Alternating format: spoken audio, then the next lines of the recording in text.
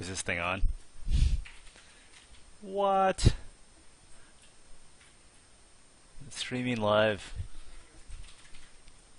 Can anybody hear this thing? It's up. Hi, Lemons. Can you guys hear me? You can hear. Great. Everybody's happy. I'm happy.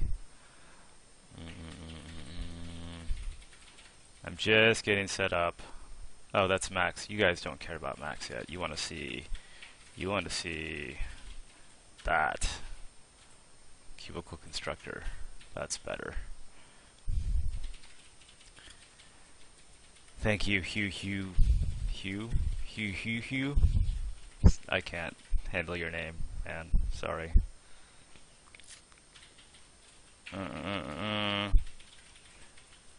So I got mail from Tim, the cubicle constructor guy, today, which was really funny because I'd asked him for support earlier, and he was like, "Who is this guy?" Which was totally what I would have done. But now he's like, "Oh, hey." So I'm super happy that he emailed me because he writes an awesome program that I use every day. I am using the master edition of Cubicle Constructor Chase 007. It turns out that you can use the free version to do everything that I do. So just download the free version and have fun with it. But it is a good program. It's the best voxel editor that I've tried, and I tried a lot, believe me. So if you like it too, you should buy it just to support the guy.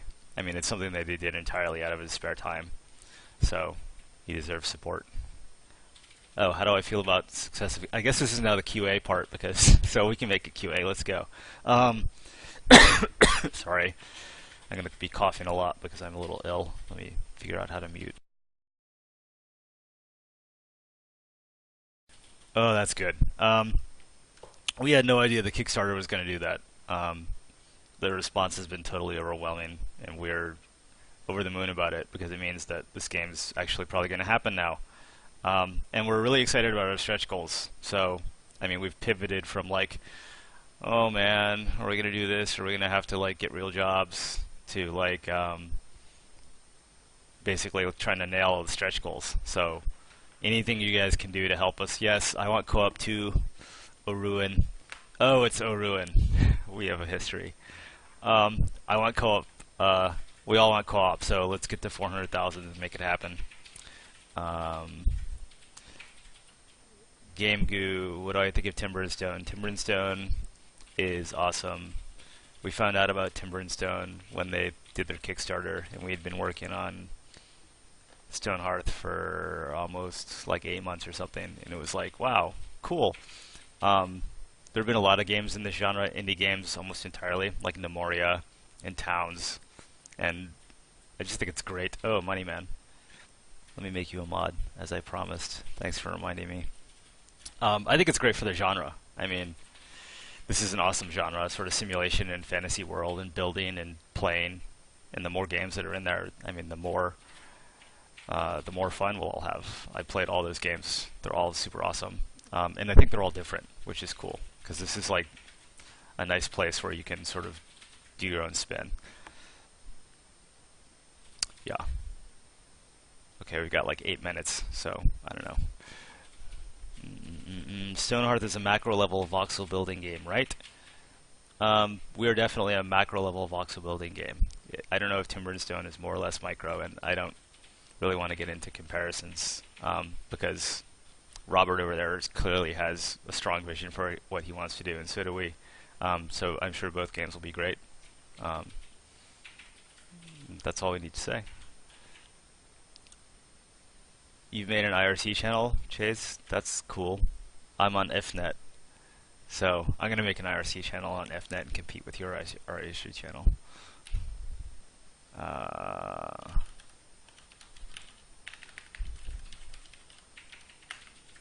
There, I just made an IRC channel on FNet or EFNet or whatever, Stonehearth.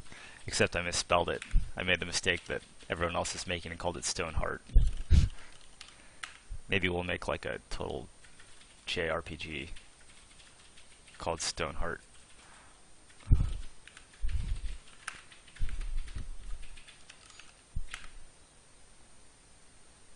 Wow, I fail at IRC. Okay, this is distracting me. Screw this. Oh wait, I just showed the secret channel on stream. Sorry guys. Sorry, Oruin. I'm so bad at this. I just showed the secret channel on stream. Um, how high do you plan the stretch goals to go? Jedi Knight, we have like literally like 10 years of ideas for Stonehearth. So we have more stretch goals that we could do. But the thing is adding more stretch goals doesn't necessarily, at a certain point, there's only so much you can do, given even infinite resources. So it's not like we'll have unlimited stretch goals. There's a limit somewhere. But there are things we could do above co-op if we made it that far. Yeah, and of course our stretch goals are planned around what it would sort of take to make them happen by our planned release date, right? So as we get more money from the Kickstarter, it lets us hire more people so we can do more things at once. So that's why the things that are easier to achieve are lower price stretch goals. It's common sense, right? How long is today's stream? As long as it takes, Money Man. I think it's going to take at least an hour. It might take 2, it might take 3. It's all archived, so if you get bored or you've got to go, you can watch it later. Spake is right. We are C++11 with Lua and OpenGL. What am I going to do in the stream? I'll describe it in detail, but real quickly I'm going to take the Mammoth and animate him. And you'll get to see how I use Cubicle Constructor and how I generate animations in Max. Is there a chance for an alpha? There's always a chance. Right now we're committing to what we know we can do, which is a beta by the end of the year. We'll see how it goes. What map size are we going for? We want a map that's big enough where you feel like you can build and expand a lot and not hit the edge of the map. So big enough to feel like a real world. We will do PayPal. I was supposed to do PayPal this morning and I got roped into a meeting, Thyral. So PayPal is going up Tuesday. Kenethulu is a fraud, says Axelbro. I'm not sure what that means. Sounds like a fighting game reference. Moneyman, lots of reasons for C++ over Java or Python, but I would screw up the explanation, so maybe Tony can write something later. Beta is coming out by the end of the year, Bullylump. You guys are really on this stuff. Are we going to see any pre-alpha gameplay? There's pre-alpha gameplay in our Kickstarter trailer tracker, and we put up gameplay videos about once a month. So you can check our YouTube channel, which is linked from stonehearth.net, I think. Well, all the videos are anyway. Let me load up the Mammoth just to like give you guys something to look at other than that giant gray screen. Mammoth. Okay. Is it a he or a she? Let's make it a he, because like bad things are about to happen to it, and that'll make me feel at least a little better. What am I supposed to accept the invite for, Chindog? What did I do? How did I screw up?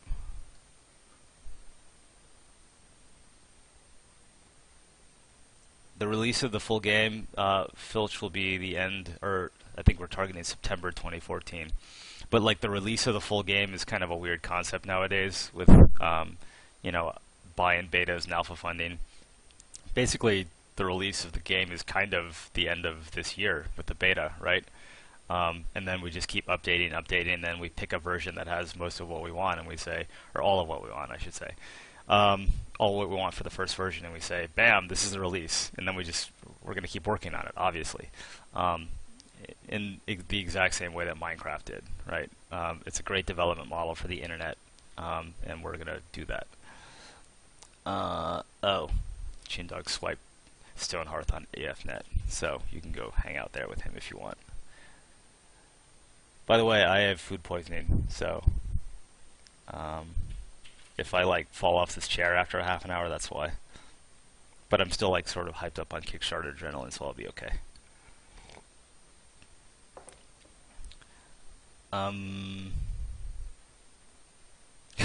can we put Guile's theme in the game? I can't, but you can, because I don't want to get sued. Can we get any pre-alpha gameplay today? Maybe. I don't know. What have I got on my desktop? No, that would be bad. This is like super old. This is like weeks old. Yeah, see, that's bad. So, no, you cannot.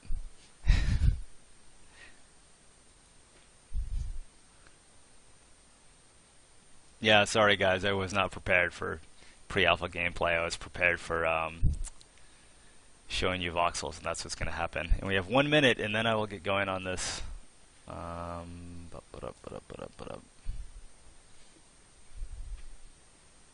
That's Tony. Say hi to Tony. He's messing with my mouse. I don't know what he's doing. Oh, he wants to mod himself. He couldn't ask me, hey, could you mod me? He had to come over and do it himself. It's the one on the end, buddy. Alright. Alright, hold on. I'm going to do something. It's going to blow your mind. Tony says he's not modded. I think he's lying. Yeah, he's a mod now. Yes, we're twins. It confuses a lot of people. Hold on. Let's see if I can get this right. Alright. That's Stephanie. Okay. We have hired our first. Oh crap. Hey man, we're indie. We're indie. Alright. We've hired our first. Yeah, Stephanie's not a lie. We've hired our first employee. Stephanie worked with me for a long time at VMware. She's all around awesome person and is helping us a lot already. So we are like hitting the ground running here. And it's 2:01, so we're gonna go. What will she be doing? That's a great question. So Stephanie is multi-talented. She's going to be doing mostly code in the beginning because we're all going to go heads down coding, trying to get more features in the game as quickly as we can. And then she's been like a sort of hobby artist for her whole life, like me, so she'll be helping out with that. And she's also a writer, so she's going to help out mainly. When I say help out, I say like, I mean do the lore, figure out how to put all these crazy things together in a way that makes sense. So we finally have someone who knows how to write on the team. Okay, I'm going to, yeah, she's going to do everything, basically. I'm going to get out of Q&A mode, but I'll try to check the chat every now and then. And this is my first stream, so I'm sure I'm going to screw up a lot of stuff. Let me switch a couple things around so I can see like what's going on this thing. But welcome to our first development stream. This is very exciting for me personally because we've never done one before, and like people actually showed up to watch this thing. But more important than that, like thank you all for backing us. I was saying on the Q&A before that like we did not expect our Kickstarter to do this well at all. You know, it means a lot to us, not only because it means that like we can actually go full bore on this game and not have to worry about you know, starving, but it means that you guys like the idea, and a lot of people like the idea, which is great for me personally because I like the idea and I want to see games like this get made, and we want to make this game and we want to see more games like it by other people. So this is like awesome. We need to like blow it up. Thanks for your help so far, and we're gonna work really hard for you guys. So the task at hand is to take the Mammoth pet that you guys have all earned by reaching our Kickstarter goal, or our stretch goal, and we're going to animate him. Well, what does that mean? Well, right now, I mean, he's just kind of like this lump of clay, right? This is Cubicle Constructor, the voxel editor that I use. And by the way, none of this is rehearsed. This is just like me working, so there'll be mistakes. We'll all live. But he's just a brick, right? So the tail looks weird. I know. Look, yeah, it is a little weird. You're right. Like the shadow doesn't really work. Let's just fix that, right? So I've been using Cubicle Constructor like every day for like 4 to 10 hours a day, depending on the day, for like the last 10 months. So at this point, using cubicle constructor is kind of like breathing for me. I'm a little sick, so sorry, I'm gonna cough. And like I revisit models all the time, all the time. And this thing definitely is not final. Nothing's really final. It's got flaws, but let's fix that shadow on the tail. I think that looks better, although it's not perfect yet. And our job here, like even this is a little screwed up. Okay, I'm gonna be here forever if I fix all the errors. Is to take this rigid mammoth and animate him. Oh, can you guys not see my mouse? Uh-oh. That's a problem. Let me see if I can fix that, because that's not going to be good. Anybody know how to show the mouse cursor in XSplit? Yeah, I told you it was my first time. Alright, QA session type 2. Or part 2. XSplit should have show your mouse. Let me screw around in the options. Tools. Right-click the scene and add the mouse. Really? Right-click. What? What? Right-click the source. Oh man. Alright, you're giving me like tech support. There should be a setting on the screen capture. Alright, I got it. I got it. Let's see. Layout screen, capture layered windows, show the mouse. It's on there. It's totally on there. Wow, that's a bummer.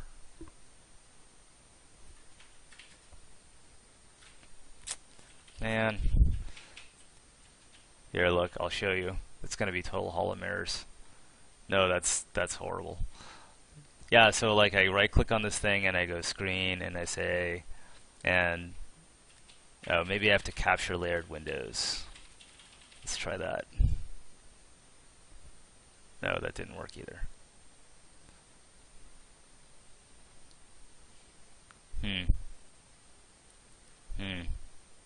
Oh wow, apparently we just hit 220K. Congratulations to everyone. That's awesome. That's a new stretch goal, isn't it?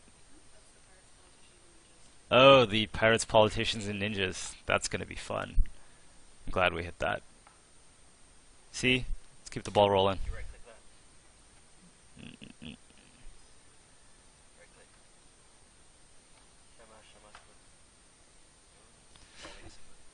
Alright, I'll figure this out some other time. You guys don't get to see my mouse. Too bad. That's okay, because really, it's like... Yeah. Yeah. Okay. Let's just get on with it. Let's get on with the show.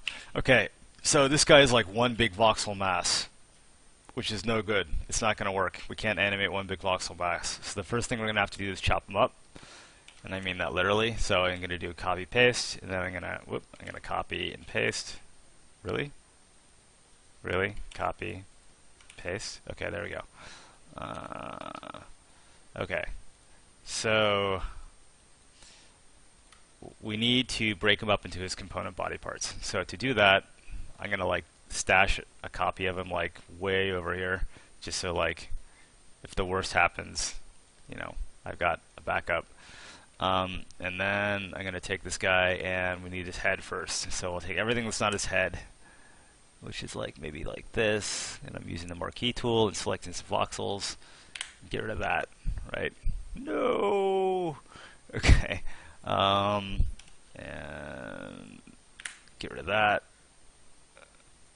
And this is like totally by hand. It's not like I planned out when I was making this model, like, oh, these voxels will form his head or whatever else. No, it's just like I made it look nice, and now I have to sort of figure out, like, you know, what parts are the head.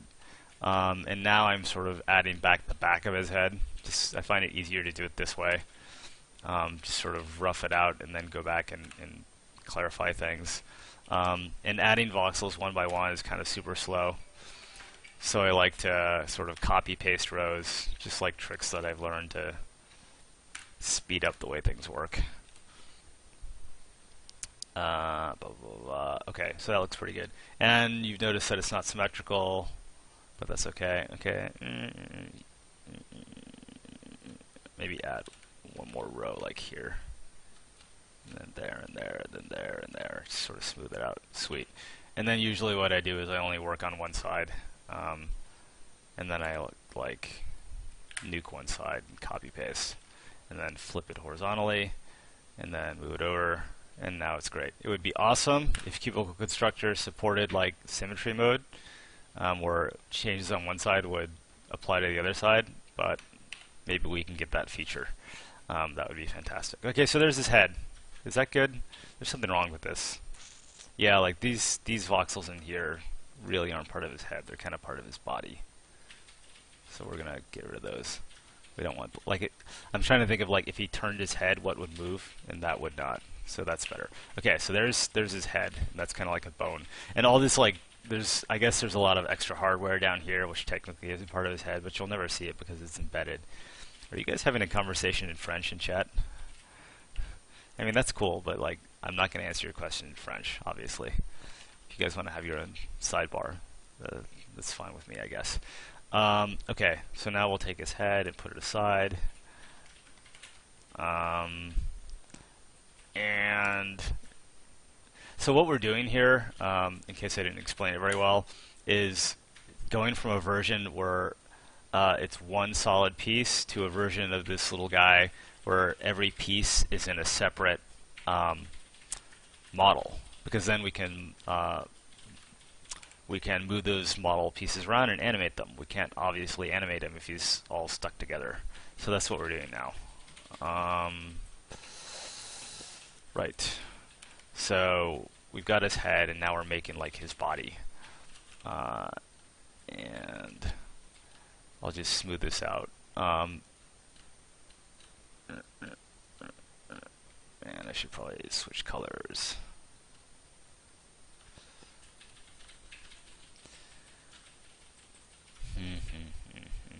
Okay, that's not bad. But he's probably fluffier than that down here. So, I mean, to make those rows really quickly, I'm holding on the Shift key with the Add tool, which is like the pencil thing. Okay, so now if I take like this thing, well, I'm going to need a copy of it, put it over here, and then his head, and I'm cutting and pasting these things, and it always pastes them to the origin. Then you can see like here's my dude, or my mammoth, and something wonky happened with the ear, but we'll fix that later because the voxels overlap. Well, let's just fix it now. I added too many voxels here when I was trying to be good. So we can just do that, do that, that, that. Right, okay. It's still too many. Okay, let's do it that way.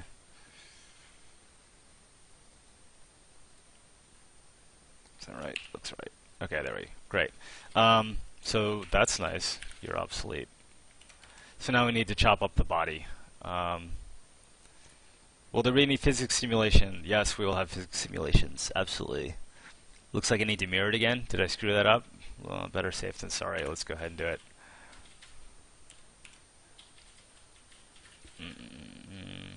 Yeah, mirror mode would save a lot of time. But that's okay. You know, muscle memory eventually kicks in, and I just do this, you know, a lot. Okay. How often am I going to stream? I don't know. I'd like to stream once a week. I did this thing on the dev blog called Desktop Tuesdays, where I'd paste a screenshot of what I was working on at the time. And maybe that'll just be like, I don't know, streaming Tuesdays or something. That would be cool. Okay, so it's decision time. I have to figure out how many pieces of this guy should move. Right? I mean, let's just start off with the easy stuff. His tail should move. Right? So I'm not going to make any big decisions yet. I'm just going to do the stuff that I know about. And I'm extending his tail into his body so that if it rotates, you won't see a gap. Like you can imagine if, like, you know, can I get this right? Yeah, that's hard. Like if imagine this is like the seam between the voxels and there's no extra voxels. When the tail rotated, there'd be a gap, right? So if there's like material in here, then you don't see the gap. So tricks. Okay. So other simple things that we know about. We know that we need 4 legs, right? He probably needs knees, so let's do it like this. There. Okay, so those will be that's too small. These will be like his bottom legs, and the tops of his knees will come in at the tops of those. Man, this is going to take a while. So we need a copy of that, and now we need a bunch of legs. So, okay. So there is his, what, right front leg? Yeah. And now I'll just copy paste and get his left front leg. Come on. There we go. Copy paste. And it's really convenient that Cubicle Constructor always pastes at the origin. Like, that annoyed me for a little while. I was like, well, why did you paste it there? But then, like, I learned to use it to my advantage, right? So I can just, like, you know, sort of the origin is like my workshop. That's where stuff gets done.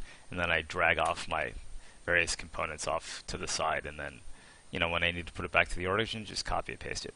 Okay, so now I need to start giving these guys reasonable names. All these body parts need to have names.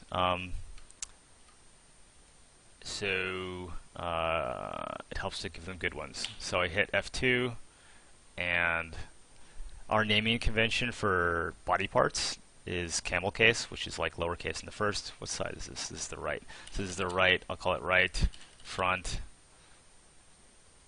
paw. Even though they don't have paws, I call these things paws on like the wolf model. So left, front, paw. Just having a consistent name makes it easier to remember what's what. And this is going to be the right, back, paw. So I'm hitting F2 to rename the matrix. A matrix in cubicle land is a voxely thing like this. This yellow box thing is a matrix which contains voxels. So, and I hit F2 to rename the matrix, and this is the left, back, paw. Okay, and then we'll put that back in place by cutting and pasting. And this guy is what? It's the head. That's right. So that was easy. And this is the tail. Again, not so hard. Okay. Trying to answer a question to keep you guys engaged. Oh, so mini-games. Yeah, I think we screwed up our Kickstarter video there. The farming mini-game is not a mini-game. It's the intent we were trying to get behind that farming thing was to say that how tall are these? They're 3. 1, 2, 3. So I'll take this one and take 3 off, and that's the rest. So the point behind showing that mini-game was to say that we want the various simulations to have game-like rules to them. So when you're farming, you're managing like soil levels and water levels, and you're dealing with like varmints who want to eat your stuff.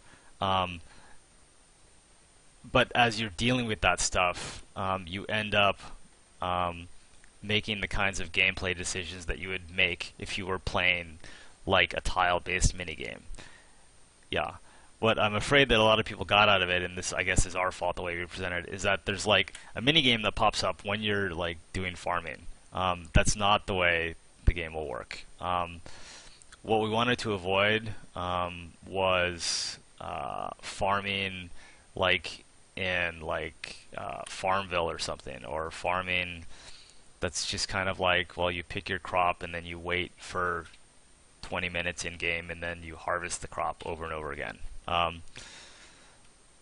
That's just like not fun for us. It's like it gets the job done. I mean, it gives you something to manage, but it's kind of like a mindless type thing, and we don't want mindless things in the game. We want everything that's in the game to reward thoughtful play and reward experimentation and things like that, because that's the fun of simulation games, right? It's like figuring out how the world works and how you can manipulate the rules of the world to, work to your advantage. That's why we like simulation games, and so we want it to apply to things like farming. And so, like, if that's what you want to do for farming, well, how do you make sure that that works? You could like build the simulation and then see if it's fun, but that's risky as heck. If you miss the mark, then you've got to go back and like, maybe throw away your simulation, right, or make a new better simulation. So instead, we made literally a mini game in the HTML and made sure that was fun. And then we're like, okay, this mini game is fun. Now let's use this as a reference point and figure out how we can make the simulation make the player make the same kind of decisions that they're making in this mini game. So that was very long-winded, but I hope you get the point. You will not be playing like Tetris when you're building farms. Okay, so I've got like the head, no problem. I've got the tail, I've got kind of the 4 hooves of the mammoth. And now I'm building the 4 forelegs, which are right here. So each leg will have 2 pieces that can animate. And maybe that's overkill, but we're just going to go for it and see what happens. So now I'll come in here, and just like before, I need to nuke the other parts. Okay, so there's one.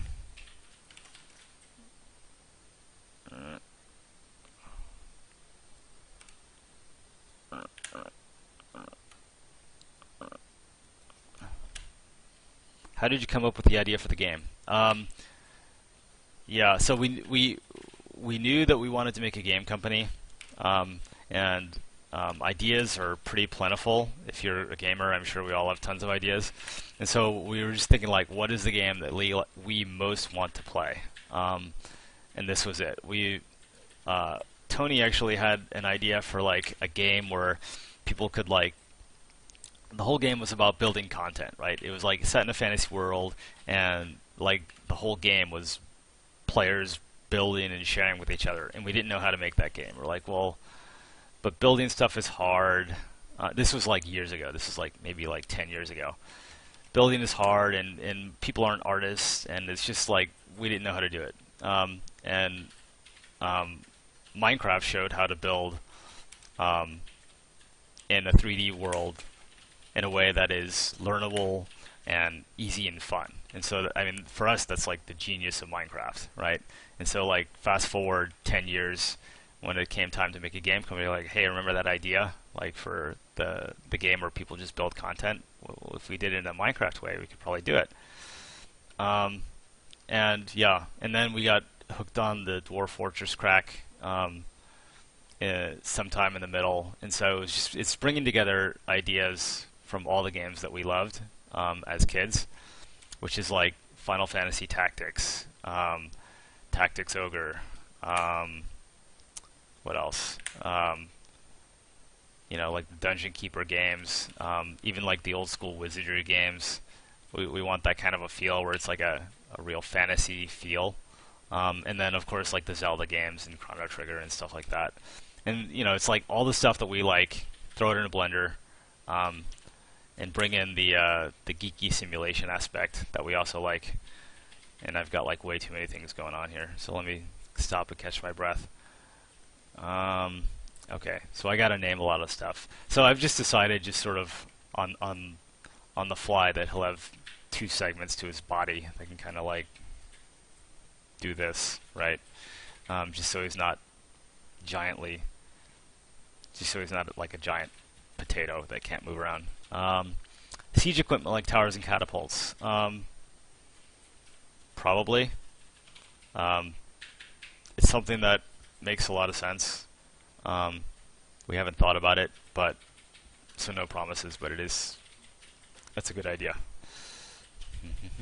Easter eggs. We've got all kinds of Easter eggs. There are Easter eggs in our Kickstarter video. I don't know if you guys have found them. There are 4 Street Fighter references, or not Street Fighter, I should say fighting game references in our Kickstarter video, if you can find them all. And then there are other Easter eggs that we put in there that people have not found yet. One of them has to do with the pig. These aren't big, giant secrets, right? But they're just fun things that we did in the video just to see if people could find them.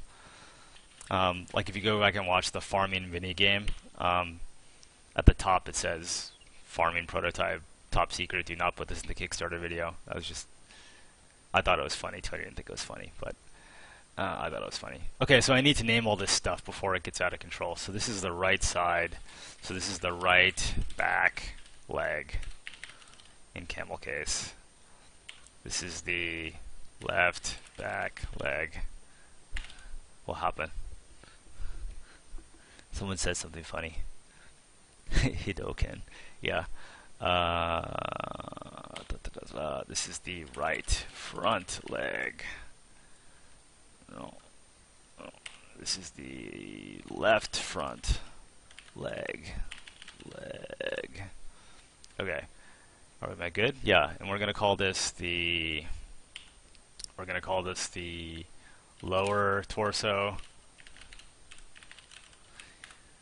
Like imagine if he's standing on his hind legs, right? And this is the upper torso.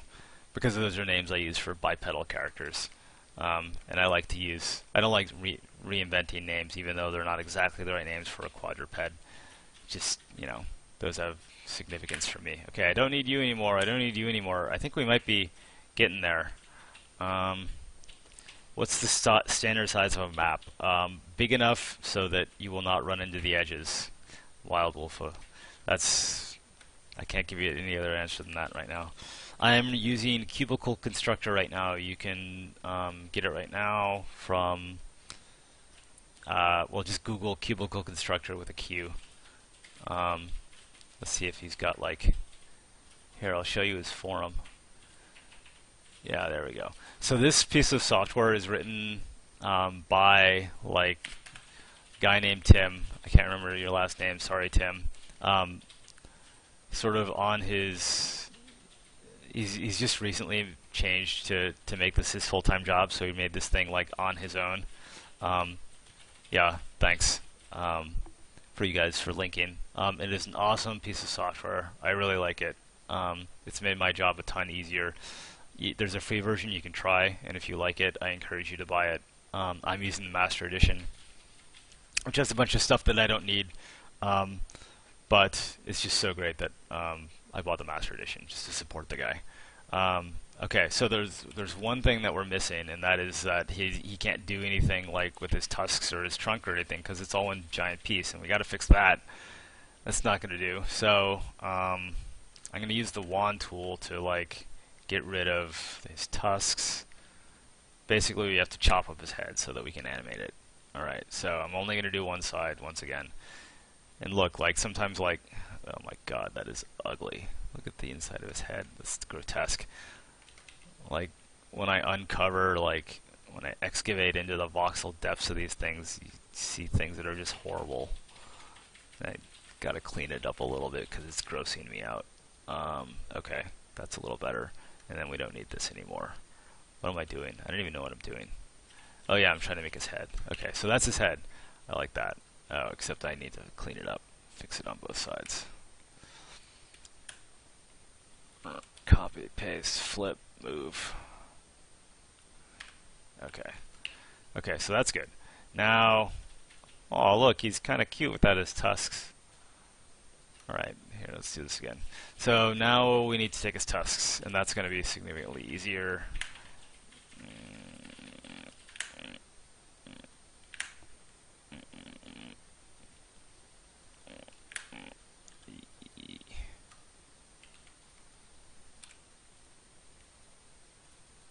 Alright, get some of that.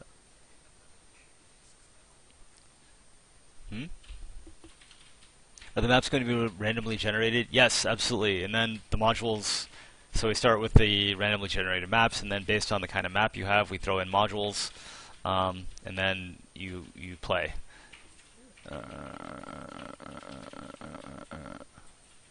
Oh wait, there's discussion about tusks. Let me catch up on this.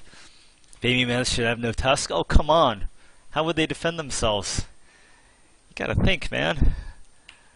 Baby mammoth out in the world, all by himself, no tusks, he'd get eaten.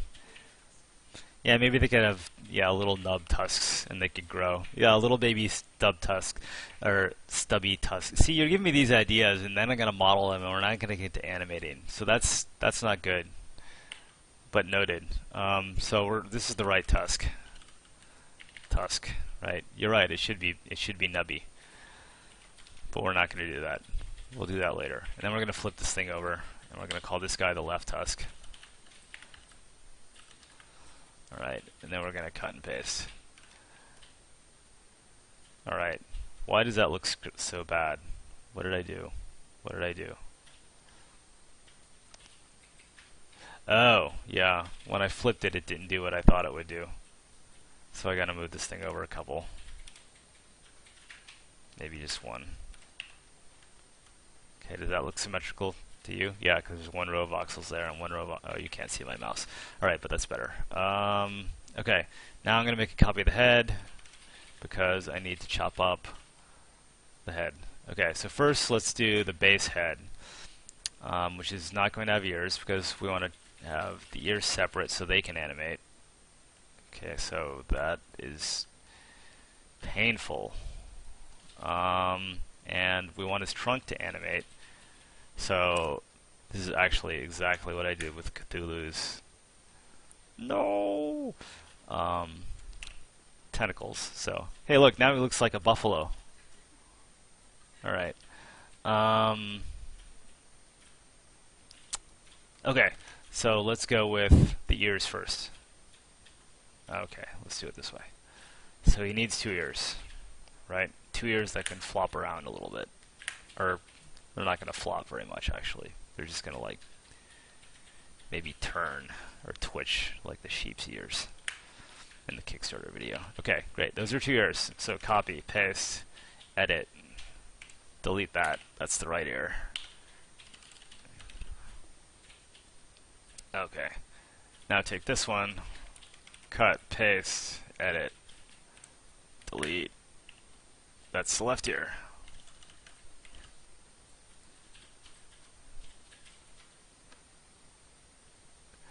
Oh man, how do I get rid of this pop-up thing? Oh, whatever. Would you guys consider making PvP raids in real time?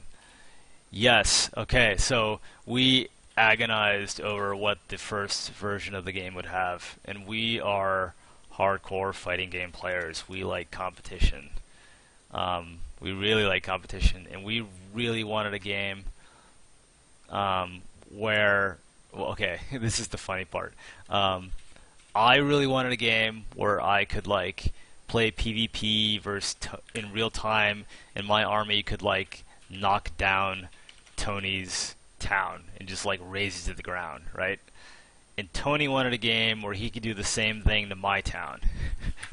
And we sort of realized it's really fun to build your town, and it's really fun to knock down someone else's. But it's not necessarily a lot of fun to have your town knocked down. At least for us. It was like, well, I spent like, 2 months building this town, and you just like knocked it over, and now I have to start over? That's BS. So that's where we came up with the asynchronous idea, where it's like, I think that's enough segments for the trunk, where it's like you're destroying a copy, and Clash of Clans does that. So we found them and like, yeah, they nailed it. It would be interesting for like to have like hardcore mode, where like you could imagine 2 versions of PvP, where it's like hardcore, where you're like putting your town up there, right? And it's like you're playing for keys or playing for pink slips or whatever, right? If your town gets destroyed, that's it. You start over, right? And Tony talks a little bit about this, where you could have your town and your army, and your friend could have his town and his army, and you're just playing single player or whatever, and then you decide you're going to go at it, and then we stitch together your 2 maps, and then you just go, and whoever wins, and maybe you could reset it, right? Maybe you can play it as many times as you want. That would be cool. And then we thought of another super high stakes mode where you're all in the same world, and maybe like it's a world that opens up like for 36 hours every month, and that's it.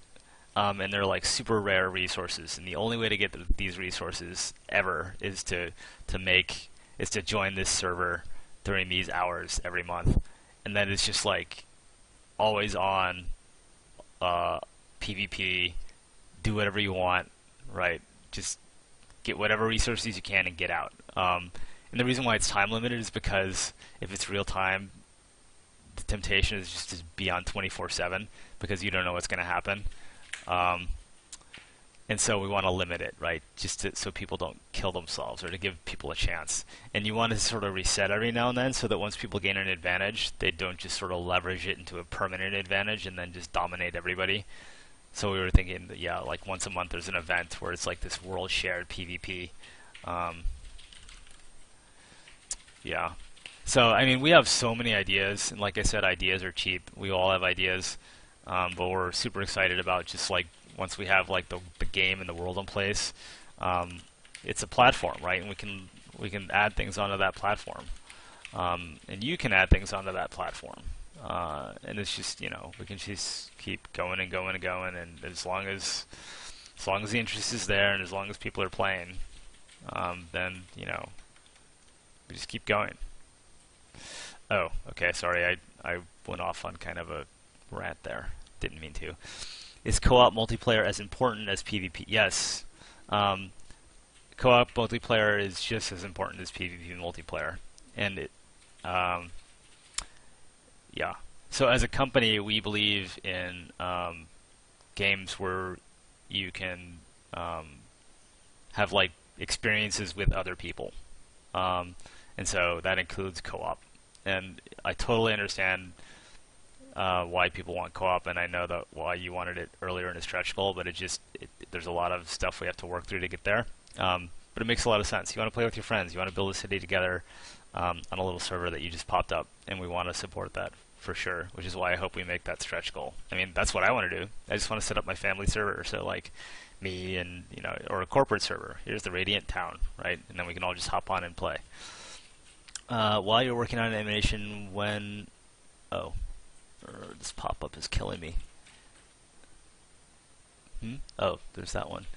While you're working on animation, are you guys going to add animation for the flora? Yeah, that's a really good question. Like wind and things blowing. Yes, definitely. I was playing, what's the Miyamoto? Not Miyamoto, I always make that mistake. Miyazaki RPG for PS3. It's got a name I can't pronounce. Yeah. Stephanie just said it, but I don't know if you could hear her. Thank you. Nino Kinoi. Yeah, sorry. I'm food poisoned. Has like awesome, like subtle effects of environment, like things blowing in the wind and stuff like that. And we want to add that stuff. It's just going to be a while. Graphics are something that are very important to me, but gameplay needs to get in first. Stealth Ferret, you are on the right track. If multiplayer is implemented, there will be VPN servers. I don't know what Hamachi is, except the delicious kind. But I mean, the way we think about it is that we would like for you to be able to either run, of course, your own copy of the game on your box as a server, or ultimately maybe like we give you an AMI that you can run an EC2 or something. There are dozens of ways to do it, and we want to make it possible. We have to figure out the right way, but we want you to just be able to prop up a server as quickly as possible. Oh, Hamachi's... Oh, okay. That should work. I don't know. Planning to update post-release. Yeah, release is just a milestone. As long as people are still playing the game and we can still finance a staff to work on the game, we'll keep working on it post-release. Okay, wait. Stop. Let's take stock. What have we got? We've got our Mammoth. I'm going to save this thing. Wow, that was a really dangerous thing not to do, to not save for like however long I've been at this, 40 minutes. Okay, we're going to save this thing as Mammoth 2. Okay. I know, he is cute, isn't he? I like him. He's brown. Look at him. Okay, what have we done? We've taken our Mammoth, which was one mesh, one matrix, and we've chopped him up. He's got a headpiece. He's got a piece for every part that we would like to animate, right? He's got knees, kind of, because he's got a lower leg and an upper leg. Maybe the lower leg is too big, but we'll find out. Okay, so we are ready to animate. So now we're going to export this guy. we're going to export him and we're going to animate him in Max. So I'm going to export him, and you cannot see where because I don't want you to look at my file system. Not because I'm super secretive, but just because I'm super paranoid. And I'm sure all you guys are trustworthy, but corporate policy.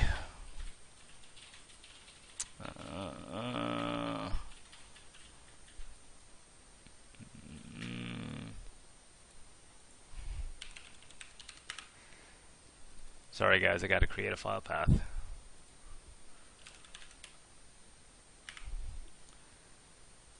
Alright, almost there, almost there. Alright, here we go. So what am I doing? This is the cubicle constructor obj export dialog. So I am exporting, this is basically so I can get the voxels into Max, so I can move them around. I don't think any of these are particularly interesting, so I'm just going to say okay. Maybe if people have questions, I'll explain why I did that, or all the settings later. So that's it. I think we're done with cubicle constructor. Bye, Mammoth. Alright, and here I showed the secret channel again. I showed it again. Sorry, guys.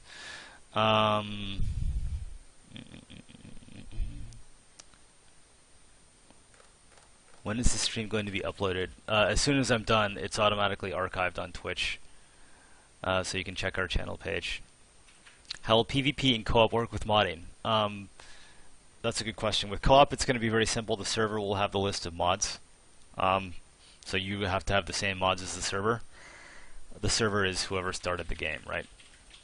I hope that I can sort of bribe Tony into doing some work to make it easy to make sure that you sync up with the server. Maybe you'll download all the mods from the server to make sure you're in sync or something. PvP is an open issue. I mean, obviously all copies of the game have to have the same mods, right? Or it's not fair. Oh, there we go. Yeah, so Tony is saying that I'm right, but as is so often the case, we change our minds, so it could be outdated. So yeah, that's a general disclaimer for every single stream that we do until further notice, is that we're giving you guys super early access and exclusive access and telling you things that, like, normally we would not tell people, because it's like, this is just what we're thinking right now. And things could change. And I think you guys are mature enough to understand that. And we're not trying to trick you or deceive you. We're just excited to share what we've got. So what am I doing? Yeah, I need to import that Mammoth. Okay, so this is 3ds Max, which unfortunately is an expensive program. You will not need 3ds Max to animate and make a mod. You can do everything using a free animation program like Blender, because all of our file formats are open, like we use JSON for data. It's just the program that I'm most familiar with. I am sure that it would take someone familiar with Blender about 5 minutes to write a mod to do what I'm doing in Max, a Blender mod. So let me load up some tools first. I've got a Max Script Editor, Stonehearth Animation, run that. So what you can't see off screen is I'm loading up some mods that I've done to Max. Okay, here, let me bring this in so you can see the toolbar. Can you see it yet? No. Can you see it yet? You can see it there. You can see it, right? So, and my big fat head is blocking what I wanted to show you. Here, let's see if I can. Okay, there we go. Right. So these buttons in Max are tools that I have for importing and rigging voxel meshes in Max. Unfortunately, none of them apply except for some buttons that you can't see because they're behind my head, because this guy isn't a biped. So if I hit this button, I'd be able to like import like the guy, right, from Cubicle, and it would know that, like, oh, he's got like hands and fingers and shoulders and a head, and it would like link them all together in a skeleton and put all the pivots in the right places, and I can just animate them, bam, because bipeds are super common. It saves me a lot of time. But this guy's a mammoth, and we don't have very many quadrupeds yet, so I'm going to have to like import him and do a lot of manual work. But that's okay, because then you'll get to see all the the down and dirty of exactly what it takes to do this stuff. So first, let me import this guy into Max.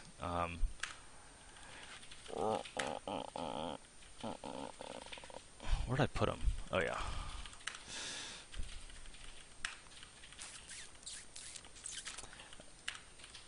Okay, so remember I exported him as an OBJ so that I could get him into Max. That was the only reason I did that. And here we go. Those are all the body parts that we named. And look, here he is.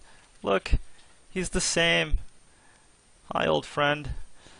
And he's got all his pieces, right? And you can see up here. Oh wow, my cursor works here, but not in a cubicle. Well, that's an improvement. There's his head, right? Here's his trunk pieces, right? Okay, so first thing we've got to do is link him together. Like if I tried to move, like, no, that's not the first thing we have to do. We have to, well, okay, it's almost the first thing. If I try to move him, like, I move one piece. That's no good, right? I want, like, if I tried to, like, pivot his head, like, no, that's not what we want. We want him to, like, move in the right way. So to do that, first I need to make a couple of bones that don't exist yet. Okay, so I call these body parts bones. I know they're not really bones. Like if you think of like a sophisticated 3D character, you'll have like the mesh, which is kind of the character's skin and is a model, and you'll have how much do you think the full game will cost? I don't know, GM, like under $50, but more than $5. Honestly, it's hard to get a read on that. Yeah, headbanging mammoth. So if you have a model that is like sports like mesh deformation, it has a skin and it's got like bones inside, and you move the bones and the bones deform the skin, and it's how you get like realistic looking characters. We're not making realistic looking characters, so we just have a bunch of body parts that are like that move relative to each other. So we have to set that up. But I want an unseen body part that lets me move the whole thing. And so I'm going to make that in Max by going create, helpers, point, and I'm going to call this guy the root. So he is the root. Hi, root. And I'm going to make him 10 big because 20 is just way too big. And I'm going to put a box around him so he's easier to see. And I'm going to color him black so he's harder to see. I know that's a little weird. Okay, and I made another one that I didn't mean to. You're gonna go away. Okay, and we're gonna put this guy root at the origin, like this. Okay, now they've got windows coming up that you can't see. Okay, terrific.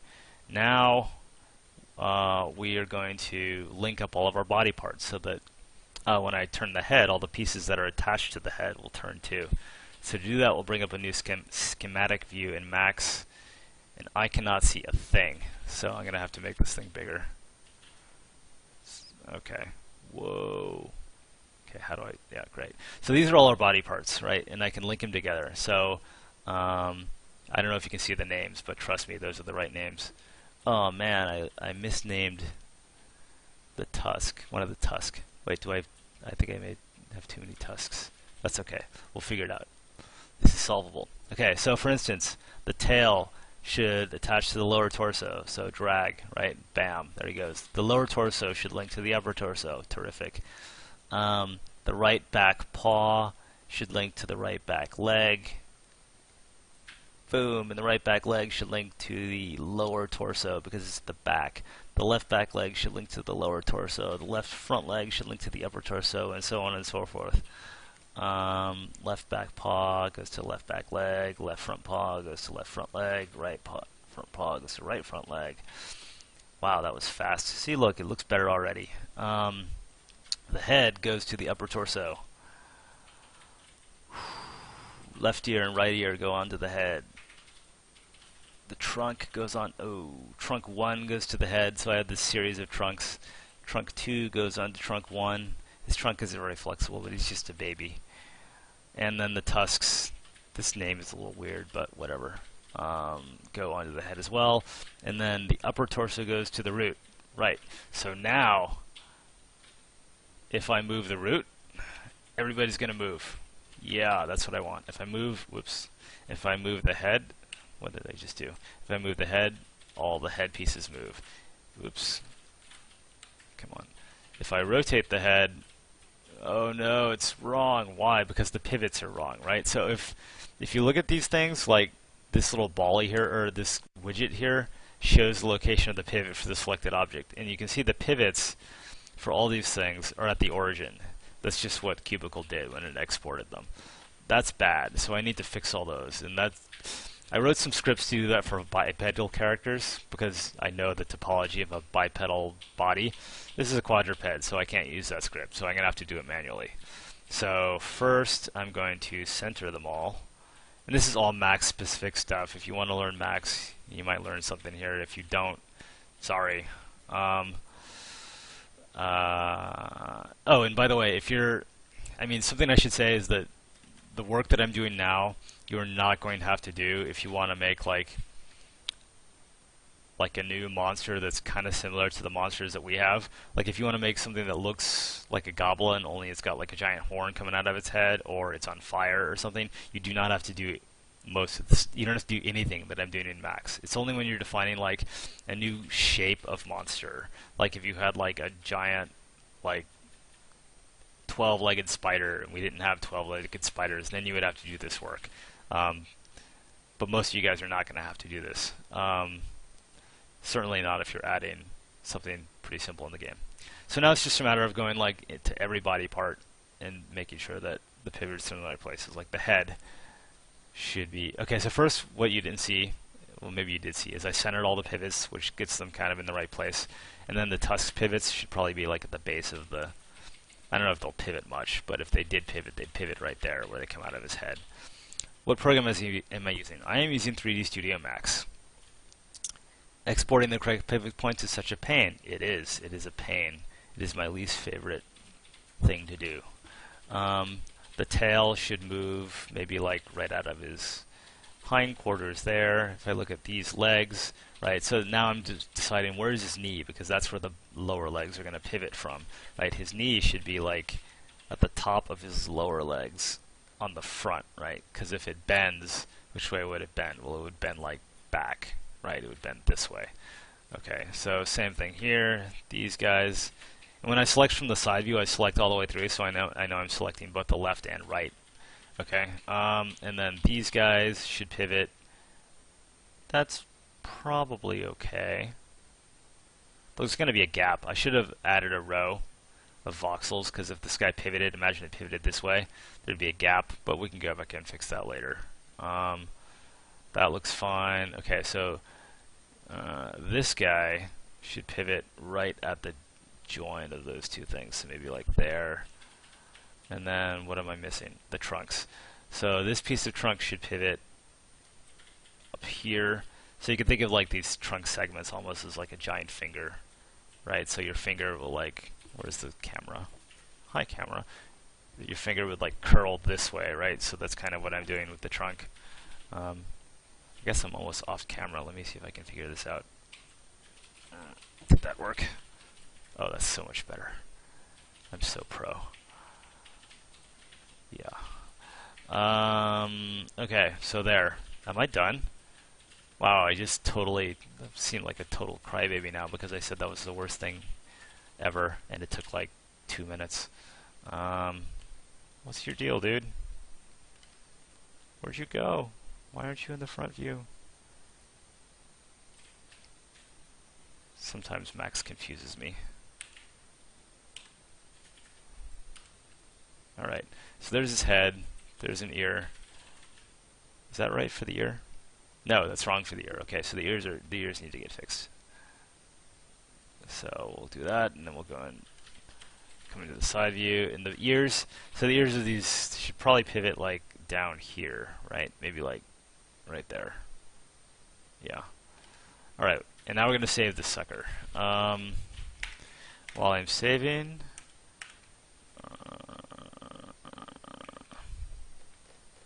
where do I save stuff? Oh yeah. Oh, by the way, all my assets are saved in Dropbox, which means I get free backup. Well, not free. I mean, I paid for a Dropbox account so I could get more space. But it means that like if my computer blew up, hey, everything's backed up, and that has saved me at least once. So it's been totally worth it. Dropbox is the bomb. Let me save this thing. And I can't think right now because, well, you know, it's been a rough week.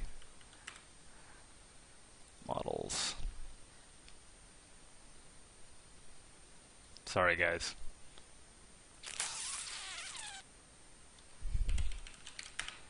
Alright, I saved it.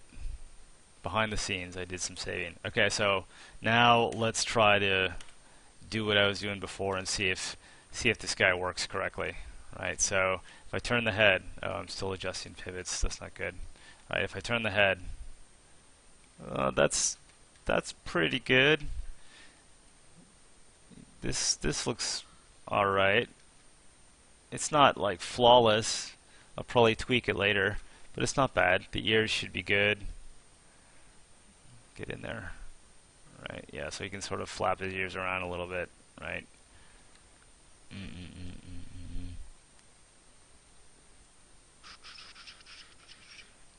Everyone's saying Dropbox is godlike. Yes, it is. Like, I can rotate his tusk a little. Okay, so let's see if we can make him do like the Cthulhu thing.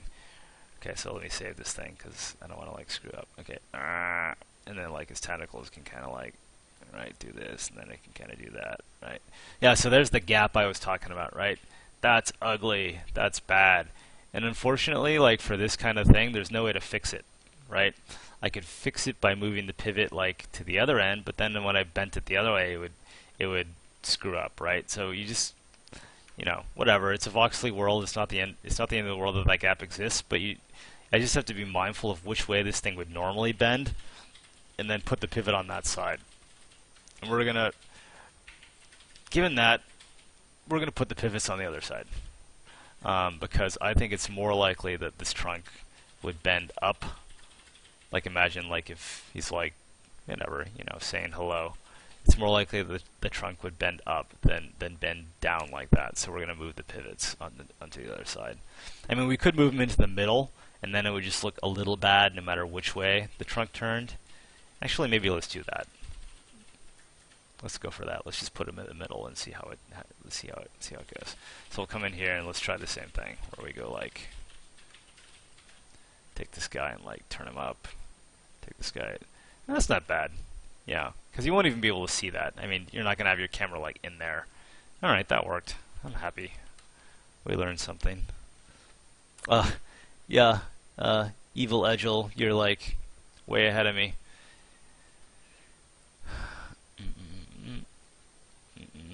Mr. Vec, that might work. I'll try that later. Have I thought of releasing to popular YouTubers? The thing is, like, we don't want to release anything that doesn't represent really what we want the game to be, and we feel like with the way that building works right now, it's not quite there. So we want to polish that off a lot, not a lot, but we want to put a couple more weeks of work into it before we put it out there. You know, we can be patient in this regard. We'd rather take the time and get it right rather than rush into something and have people get the wrong impression and think that we're a bunch of yahoos and that we're making obvious mistakes when it's like, yeah, we know that's wrong. So, I mean, I know that I may be paranoid on that one, but better safe than sorry, because, you know, we do have a lot of invested in this, and whatever. So yeah, we want to do that thing where it would be awesome to get the game in the hands of some guys who do Let's Plays or whatever, but we want to make sure that we don't misrepresent what the game is going to be when we do that, because there are some developer hacks in there or something. So we will do that as quickly as we can. We're very excited to do it.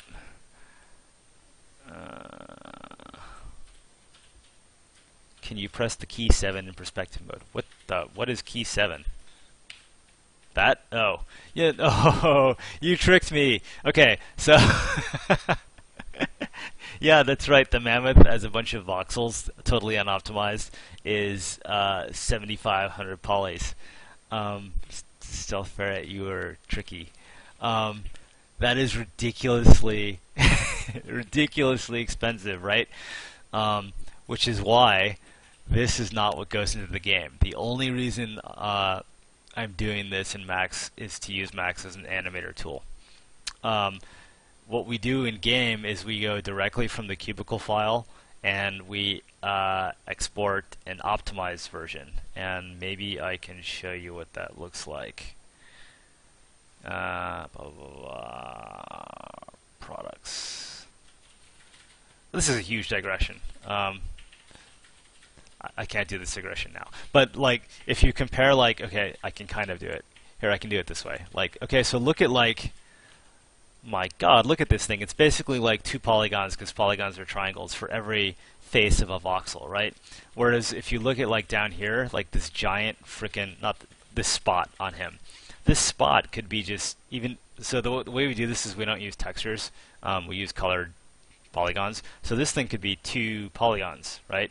Instead, it's probably like 24, right? So Tony optimizes everything before it goes into the game. So this guy is nowhere near 7,000 polygons when he gets to the game. So that was a fun digression, but yeah. Good times, good times. What was I doing? Oh yeah, I'm moving this guy because my root bone is here and I want him nicely centered over the origin. Oh, I shouldn't have done that. That was a mistake. Hold on, let me back up. Let me put him back where he was. Okay, great. So, right. Okay. Okay, so let's take a breath. What we have here is a properly rigged, I mean the rigging is super primitive. Wait, what happened? What happened to your head, man? Okay, I was rotating about the wrong axis. Actually, I don't like the way that moves. Let's move that back a little bit.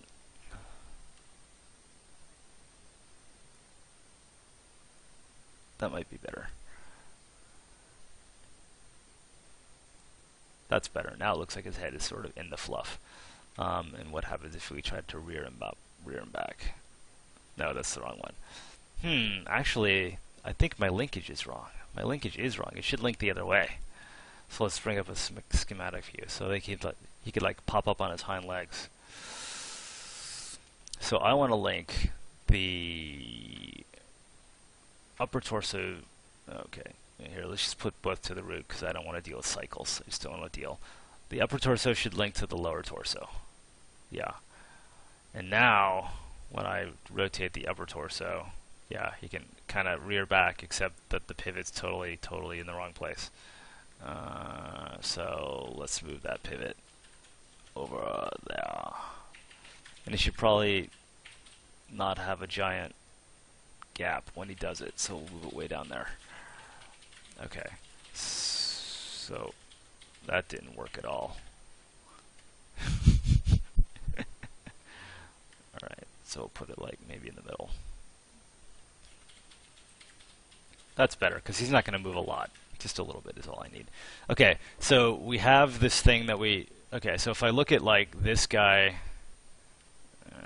here, and I look at it in a cubicle, let's see if I can pull this off.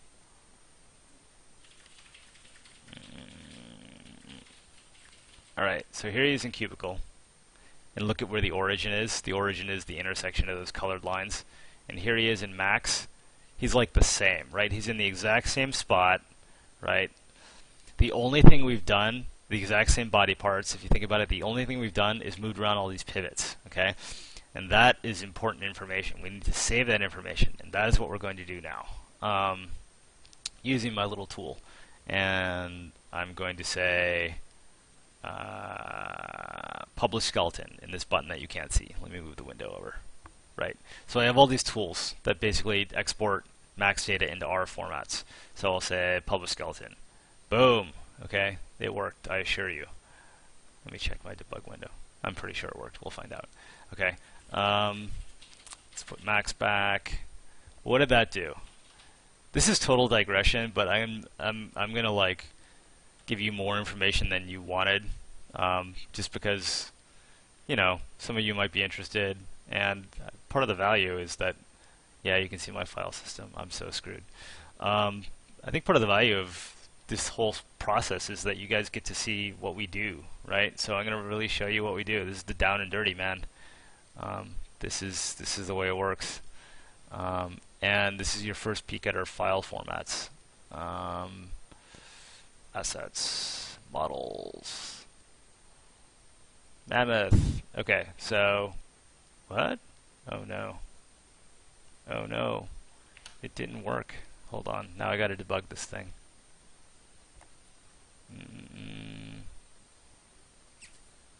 Where's my Mac script editor? Oh, it totally worked. I just forgot which directory it goes in. Assets, export. All right. So what did I just do? Well, conceptually, what we did was we saved all the pivots, right? Because that's all we did. We moved pivots around and then I export it, and this is what we get, right? Let me add up the font size. Format, font. You guys want a cool font? Let's use like Berlin, whatever. I love that font. Everyone else loves it too, which really annoys me. It's like on every single iOS title. But it's a really good font, so I can't blame them. Regular, yeah. Let's use that font. That's cool. Hipster font guy, yeah. Comic Sans, yeah. Yeah. No. Okay, so this is the skeleton. And this is a file. Oh, I should move it down because you can't see all of it. That's not good. Wonk. Times New Roman. You guys, you're killing me. Okay, so what have we got here? This is JSON. Say hi to, some people pronounce it JSON. I don't know what it is. But say hi. This is just a standard format for expressing sort of typed, structured data. Okay, so this I didn't think you wanted a JSON tutorial, but you're going to get one. So there's this object, which is what this curly brace means, and inside this curly brace, there's this property called Mammoth, and hey, he's our Mammoth, right? And this object is of type skeleton, right? And then it's got all these named bones, right, and their positions. Here's the root, right? And these are just X, Y, Z coordinates of all of the pivots, right? No basic cubicle exporting. What? You don't need cubicle basic exports to .qb, which is what you'll need for the real game. If you can't export to OBJ, that's too bad. Maybe you'll have to buy a version, but you should anyway because it's a good program. So what this means is, like, think of like all the pivots that we had. You guys know what it looks like. I mean, the numbers aren't interested. So think of like all the pivots. I'll show them to you again. Effect pivot only. So think of all these things like little constellation points, right? And that is the skeleton of a mammoth. And it means that now that we know what that is, we can express an animation as rotation of parts about that pivot. So that's what we're going to do. So I'm going to save this guy as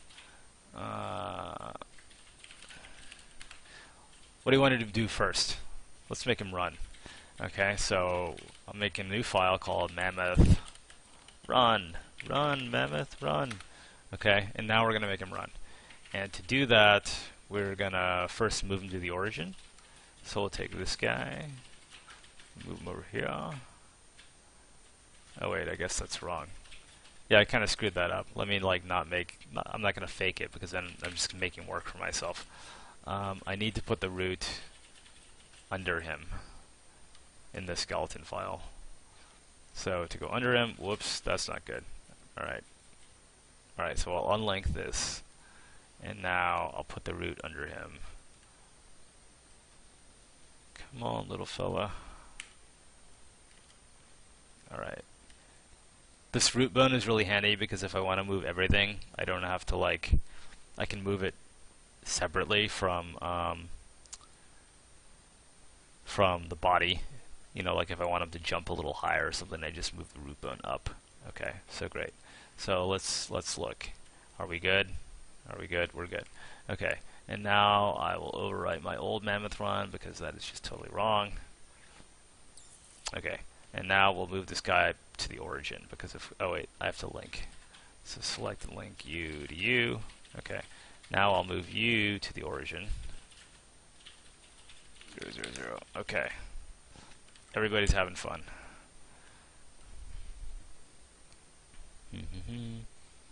Oh, hey, A277, welcome. Don't worry, it's archived. You can watch the archive. Are there going to be quests in the game, or are you just trying to survive? Quests. Well, what's a quest, really? I mean, we kind of want you to... The purpose of a quest is sort of to drive narrative, right? And we want to drive narrative stories in kind of a different way, in that you internally have something in mind when you're playing the game. Either you're trying to build like a great trade city, or you're trying to like, you know, take over the world or whatever, build an empire. And we want to push things to you that help you drive that internal story that you have in your head. So we won't have like quests, like with yellow question marks or something like that, but we will have story-driven content that was like written and thought about by a human being that will like force you to think about your own internal destiny of your town. So like, will we have quests? Yes and no. I mean, like I said, there will be no yellow question marks, but there will be things that come at you that make you make story-driven decisions. Ships, not initially, but hopefully eventually. I can't give an ETA on anything, Fila, unfortunately, just because I'm 100% focused on this mammoth right now. Look at him, he's cute. We gotta make him move. Let's go. Let's make him move. Okay, so first, down here on Max is my timeline, and I'll just repeat and say that I am using Max because it is the program I am comfortable with. We will not require Max to make animations. Anyone who is familiar with Blender would be able to do the exact same thing, and you'd probably have to write a couple hundred lines of code. Some Max guru out there is going to have to write a couple hundred lines of code to make an export plugin, but it is not hard, and someone, I'm sure, will do that. And if no one steps up to the plate, I'll do it, but I don't know Blender, and I'd have to learn it first. So for a run animation, 24 frames sounds about right, just from experience. Will there be morale, happiness, and the possibilities of tantrum spirals? Yes. Yes, but I want to emphasize that morale is not something that we want you to babysit in a Sims type way. Like, your job is not to make your people happy.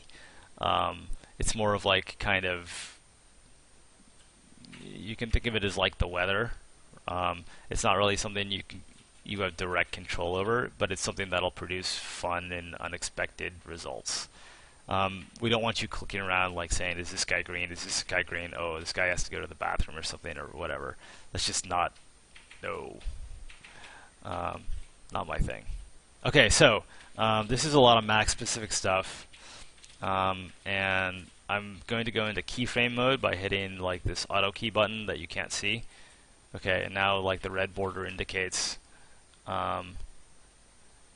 are animating, so it's like we're animating, and now I'm just gonna like move stuff around. So I mean, I'm thinking about like how this little dude will run, and let's go to Google, because Google is useful for stuff like this to get inspired. So we'll go to Google. Hi Google, and we're gonna Google like baby elephants. Oops, images. Oh, that's not what we wanted though. Sorry, I should have gone to YouTube.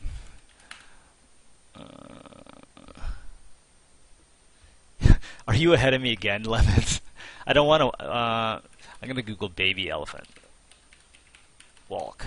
Wow, lots of people are interested in baby elephants walking. Who knew? That might be it. Oh my god, this is like playing music and stuff.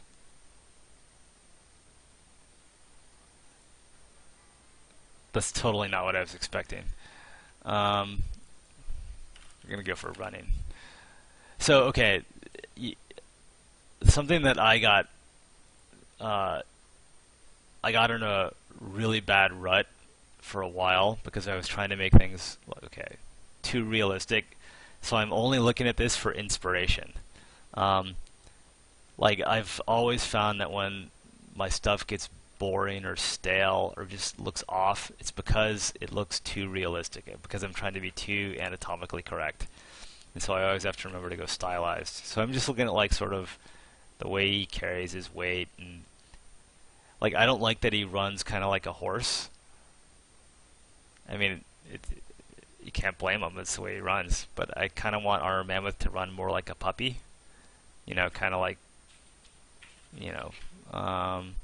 So, alright, that was not super useful, but I've got a data point. Yeah, for sure there'll be different walk and run animations, and this is definitely a run. Hey man, what can I say I ruined? Okay, so first I'm gonna get like his gait right, which is the easiest thing to do in the world. I'm just gonna bounce the root bone. So we'll make his up like 8, and then so these things at the bottom that I'm manipulating are keyframes, right? So 8 to 20, something like that, right? So if I just like, oh, did he move? Yeah, he moved, but he probably didn't move nearly enough, right? So that's all right. Yeah, that's all right. It's not fantastic. He needs it down.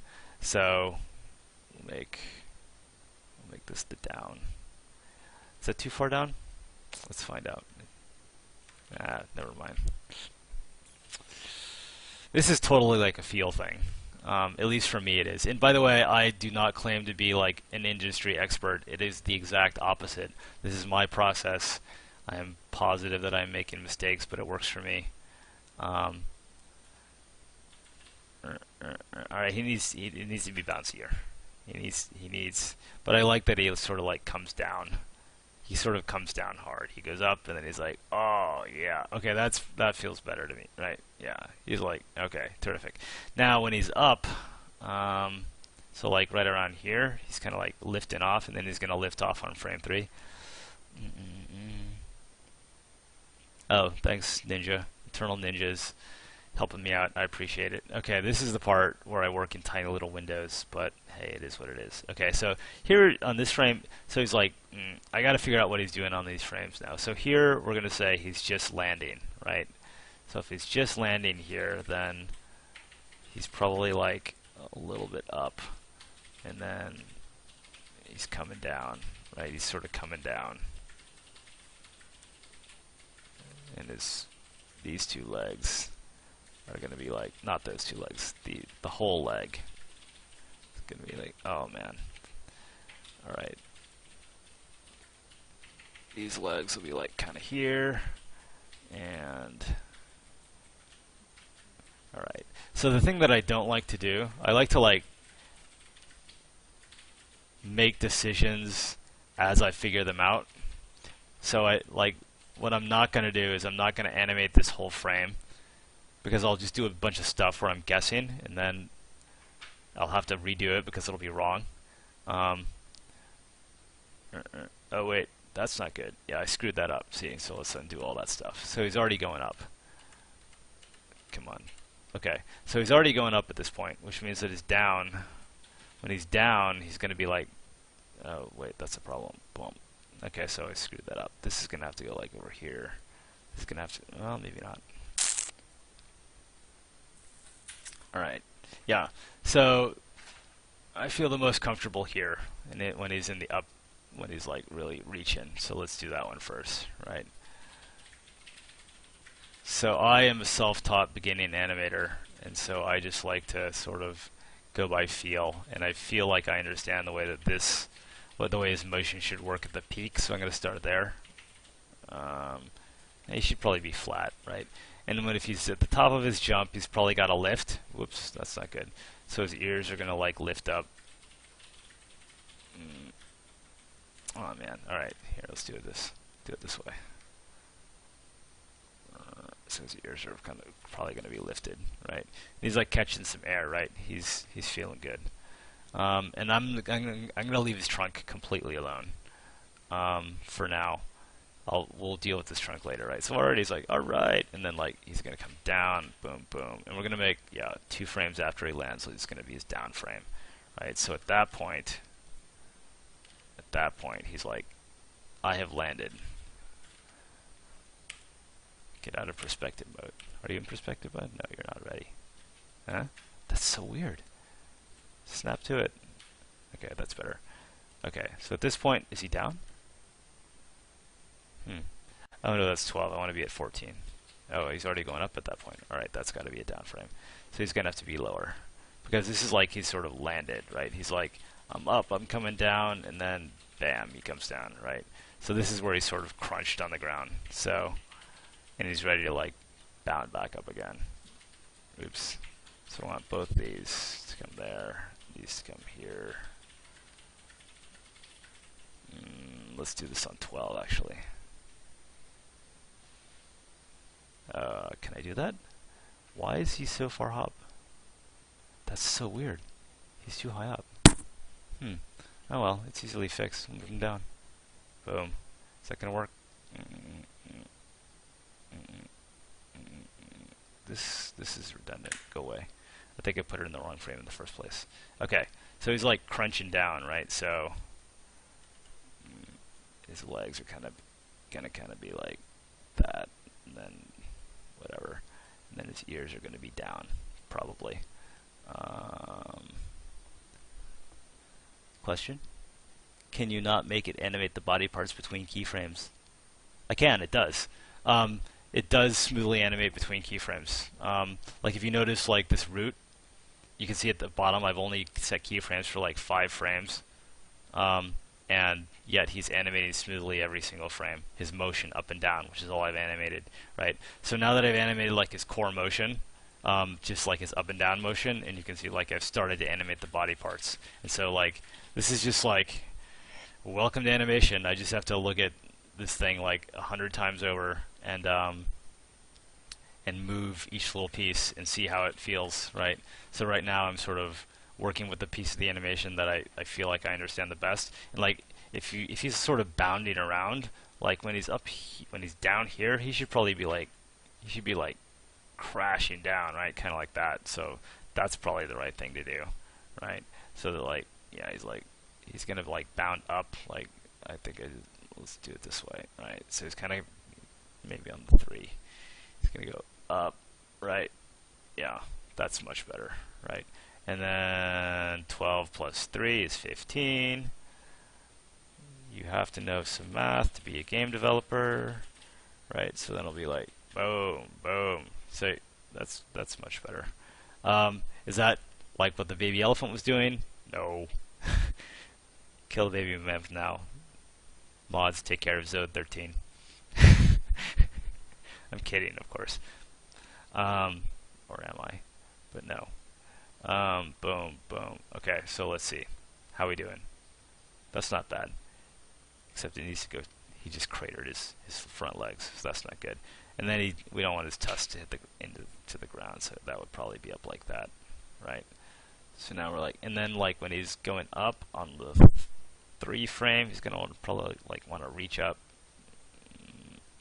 like he's lifted off. So like, you know, these front legs are gonna like go up, right? And then he's kind of like, yeah, let's do it. And these back legs.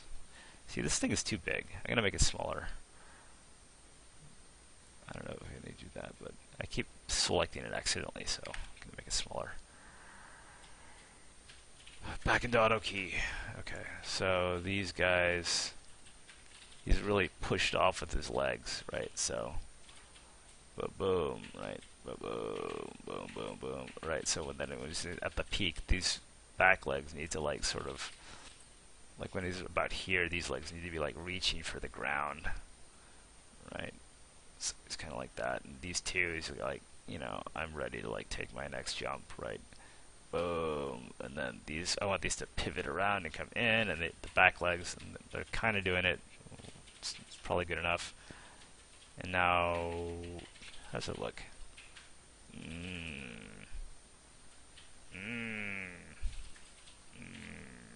Okay, that looks decent. Concept: if mammoths are going to be operated as attack animals at some point, then have them be able to front flip over walls while holding off their tusks. That is an excellent idea. I approve your concept. It's going to make it into production. Okay, so we've got the front half of this animation finished, and I am going to save this, and I'm going to try very hard to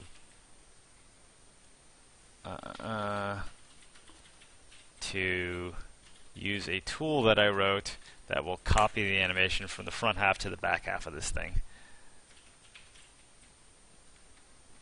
And the reason why I'm saving is because the tool is buggy. So first I have to delete this. Okay, and now if I can find it, animation helpers, there it is. What does this thing do? Mirror animation. Alright, hold your breath. If you see a bunch of keyframes showing the second half of the timeline, then it means, oh wait, that this thing succeeded. If they don't, well then I saved. That didn't do anything. That's not what I was expecting at all. That didn't do anything. Oh, that's right, it only works with bipeds. And this is a quadruped. Well, great. Alright, so that's no problem. So first, this is a loop, right? So we need to take like everybody, I'm just gonna like copy paste keyframes around basically. Everybody, he should be the same at the beginning and the end. So like from 0 to 12 is like, wait a minute. Why is this thing 24 long? It only needs to be 12 long. That would save us a lot of work. Lemon, I'm surprised you didn't catch that. You're slipping, man. I mean, now I can just do that. Mostly. Alright. Boom, boom, boom, boom, boom. Maybe 14. Let's change it to 14. I think that I lost a little bit of down. Like, he crunched on 14. Uh-oh. No, because I deleted it. Way to go, Tom. Boom, boom, boom. Yeah, he was supposed to go down on 14. Okay. Well, that's fine. Oh wait, I can undo. I can undo.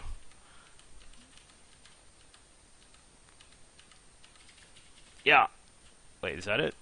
I think that's it. Yeah, see? I had data on frame 14 that I got rid of. That was stupid. Oh, no, that's not good. Alright, well, here. That's the last frame I want. So, I want this thing to be 12 long. Is that right? Yes, because that ends at 12. And now go. Yeah, something's screwed up there. Oh, the problem is that... Okay. Frame 12 has to be the same as frame 0, or it's not gonna...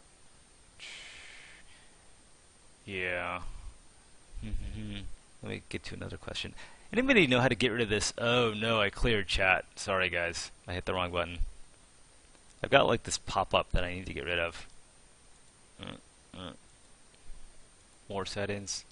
Alright, I'm going to reload chat. Pop out. Huh, it's a good thing my password's not on there. Stream noob. Stream noob. Will you guys support animal mounts, like capturing a Titan and use it as a friendly unit? Well, you might have noticed, not a Titan, but you might have noticed that one of our classes in the skill tree is the Beastmaster class, right? So maybe it sounds like it could be fun. Alright, so this guy's gonna push off at like frame, I think I said frame 3, yeah. Yeah, so he's gotta like really be pushing off. Right, because he's going for it. He's like, he's landing, and then, this isn't right though. Yeah, this needs to be longer. It needs to be 4 change frames. And he needs more time on the ground. He needs to spend some time on the ground. Just go for chicken? I hope that wasn't directed at me. Oh. How about naming, customizing to the villagers? Yeah, that's an easy one. We can certainly provide that. Yeah, see, that's better. This is okay. So he lands, and then he's got to go boom, right? But he kind of has to gather himself first, right? He's got to be like, okay, you can do this. You can do this, little elephant. That's probably getting too silly, right? But we want to push off, and then rise up, and then we want him to kind of hang out at top, but whatever. Then come down, come down, come down, come down. Boom, gather himself. We want him to like land, right? And then, okay, but our first frame has to be the same as our last frame. So take everybody, copy you, put you right there, and then see how it comes out, right? So go away. So he's going up, he's going up, he's coming down, he's coming down. Boom, boom, boom. That's cool. Except everything that's on 12 is redundant with 14, so just go away. And then he'll take off from there and go. Alright, so let's see what's up. What's up? Yeah, his back legs are totally wonky. But let's see what it looks like in 3D. And this is like the kind of thing that I'll tweak for like, sometimes it just clicks and I'm like, yeah. And then sometimes it takes me like a day or longer. But you can kind of see like, whatever. This is like really horrible, but we can get it there. Will you guys have built-in mod downloader? Yeah, we're gonna have something like that. We're not gonna make you like troll the internet for the mods you want, and we're not gonna make you like manually download them. I mean, if you play World of Warcraft, the way that the Curse downloader works, I think it's pretty sweet. So maybe we'll do something like that, right? Where like there's either a web page or an in-game UI or an in-game screen where like you say these are the mods I want, and then we just manage it for you. Yeah, because managing add-ons can be a pain, and we don't want it to be a pain. We want it to be fun. When he's at the peak of his jump, he should probably be looking down a little bit, and then should probably be alright, whatever.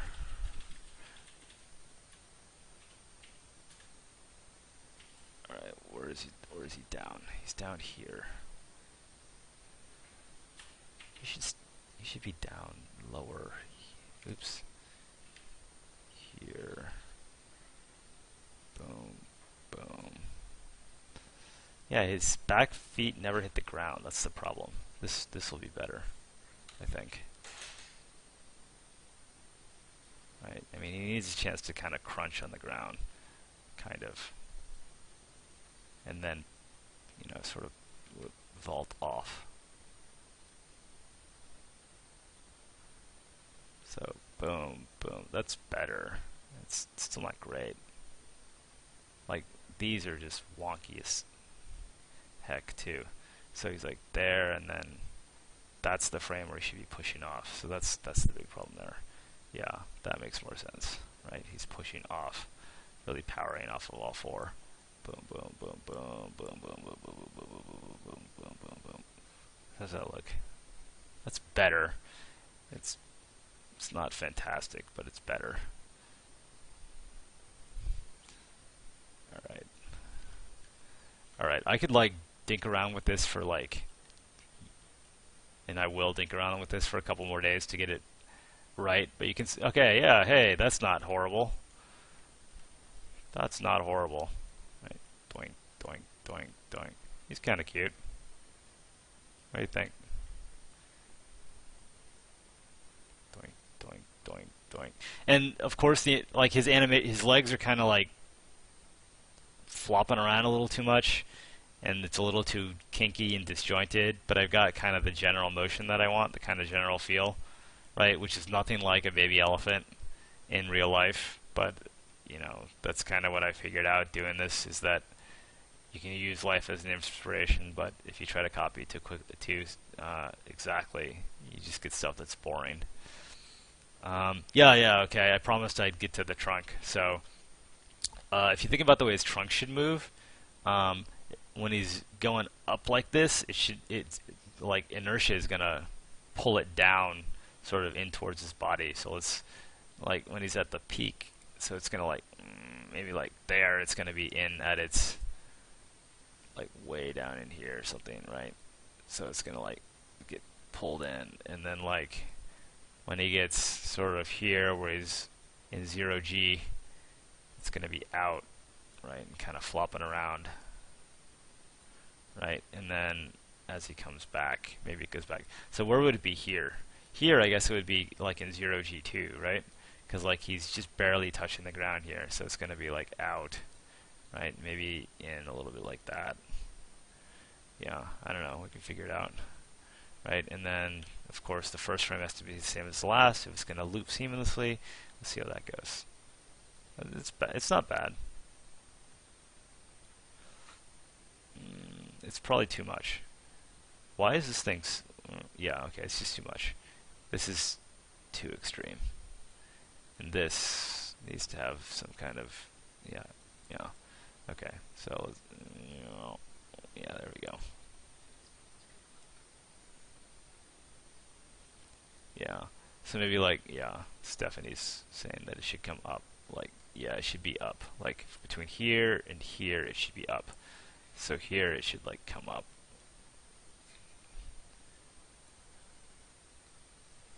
Where are we? Yeah, we're right there. So it should go like that. Oh, okay, so it's going up, it's going up, it's going up. Okay, so we can nuke the keyframe here, I bet. I bet we don't even need it. Wow. Okay, that's maybe a little too much, but it's fun.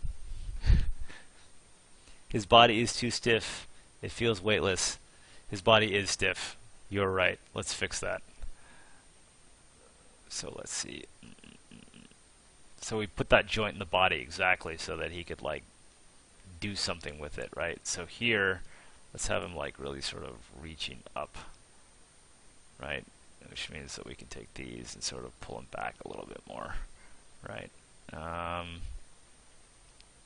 Right. So he's like really reaching, and then when he gets to the peak, he can sort of flatten out, right? And then when he's going down, he can sort of bend in there, and then first frame has to be the same as the last. Maybe try that. So like, yeah, okay. So now he's got like something going on, right? So, yeah, how does that look? Wow, okay, so yeah. So he's like, there's a lot of stuff going on now. I don't know. Like a lot of stuff. This is turning into a hot mess. I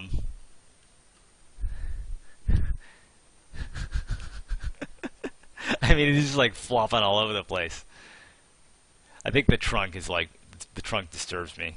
Let's make the trunk do less. Wow, look at that. That's extreme. That's extreme trunkage. Okay.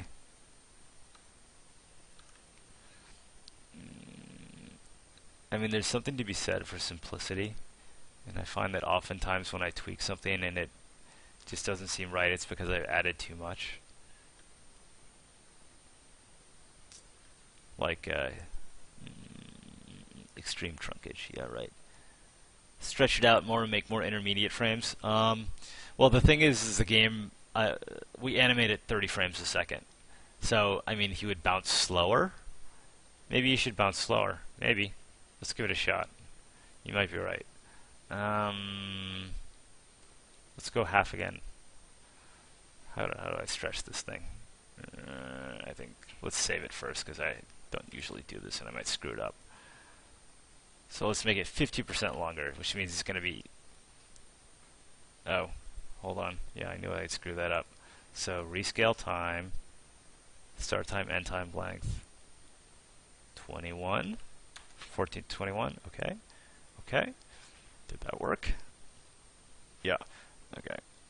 Wah, wah, wah, wah. Yeah, so that made the flaws a lot easier to see. And it looks like he's on the moon. But you think it's better? You guys think it's better? All right. Okay, so at this point I would like continue working on this for like hours and hours and hours.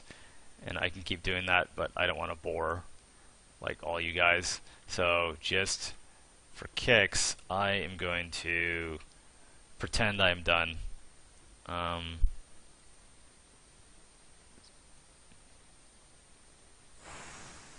He's like Mammoth Jordan.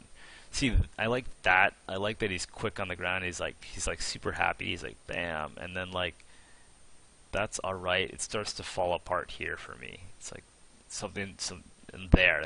That pose is totally screwed up. But we'll fix it. Okay, so I will keep working on that. Suppose I was done. The next step is to export the animation, and to do that, I just hit a button. First, let me save this thing. Oh yeah, publish animation. So this is another script I wrote, which is going to generate another file, shockingly, another JSON file, which looks like, oh man, hold on. Where's my other notepad? There. But there's just a nice font in it.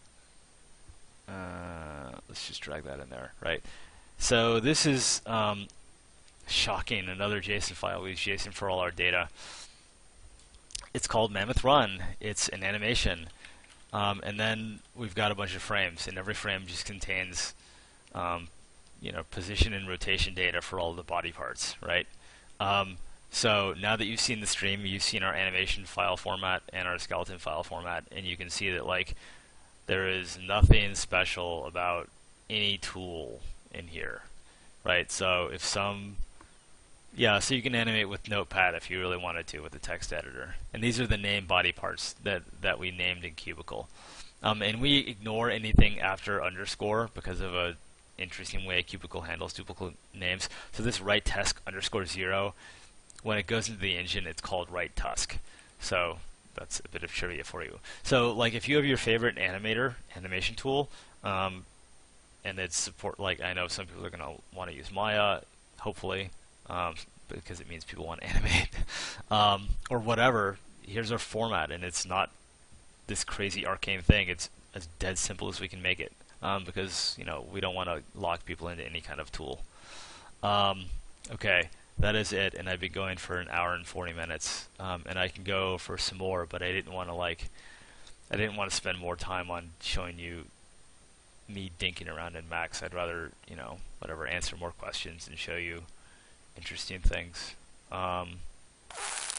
So that's, I guess, going to be it from the how I work and what we do. But let's answer some questions. What is the font? The font that I used in Notepad is the font that once you see, you can never stop seeing because everyone uses it. For good reason. It's an excellent font, but it's called, I can never remember the names of fonts because this is going to be weird. It's Berlin Sans FB. Like every other iOS game on the planet uses that font. But I mean, look at it. It's a really, really pretty font. And I'm trying not to use it in Stonehearth because everybody uses it. We use it on our Kickstarter page. I would like to find fonts that look just as awesome but are unique. What animation am I most proud of? That's a good question. Let's see if I can find it. I don't know. I mean, I'm really proud of the carry animation. Even though it's super simple. Oh, I know what I'll do. I'll show you the hardest animation. I'll answer a slightly different question. And this is the hardest animation I've had to work on so far, even though it's not very complicated. Just because I had to learn a lot of new things when I was doing this. I guess hard is a relative term. But this is the animation that you'll get, so let me set the stage. So here's Dude. And this pink sock at his feet is a bone that represents a carpenter's saw, okay? So say like you just told this guy, hey dude, go grab that saw and become a carpenter. And this is the animation that will play when he goes and runs to the saw and then is about to upgrade himself. I'm only going to play it once.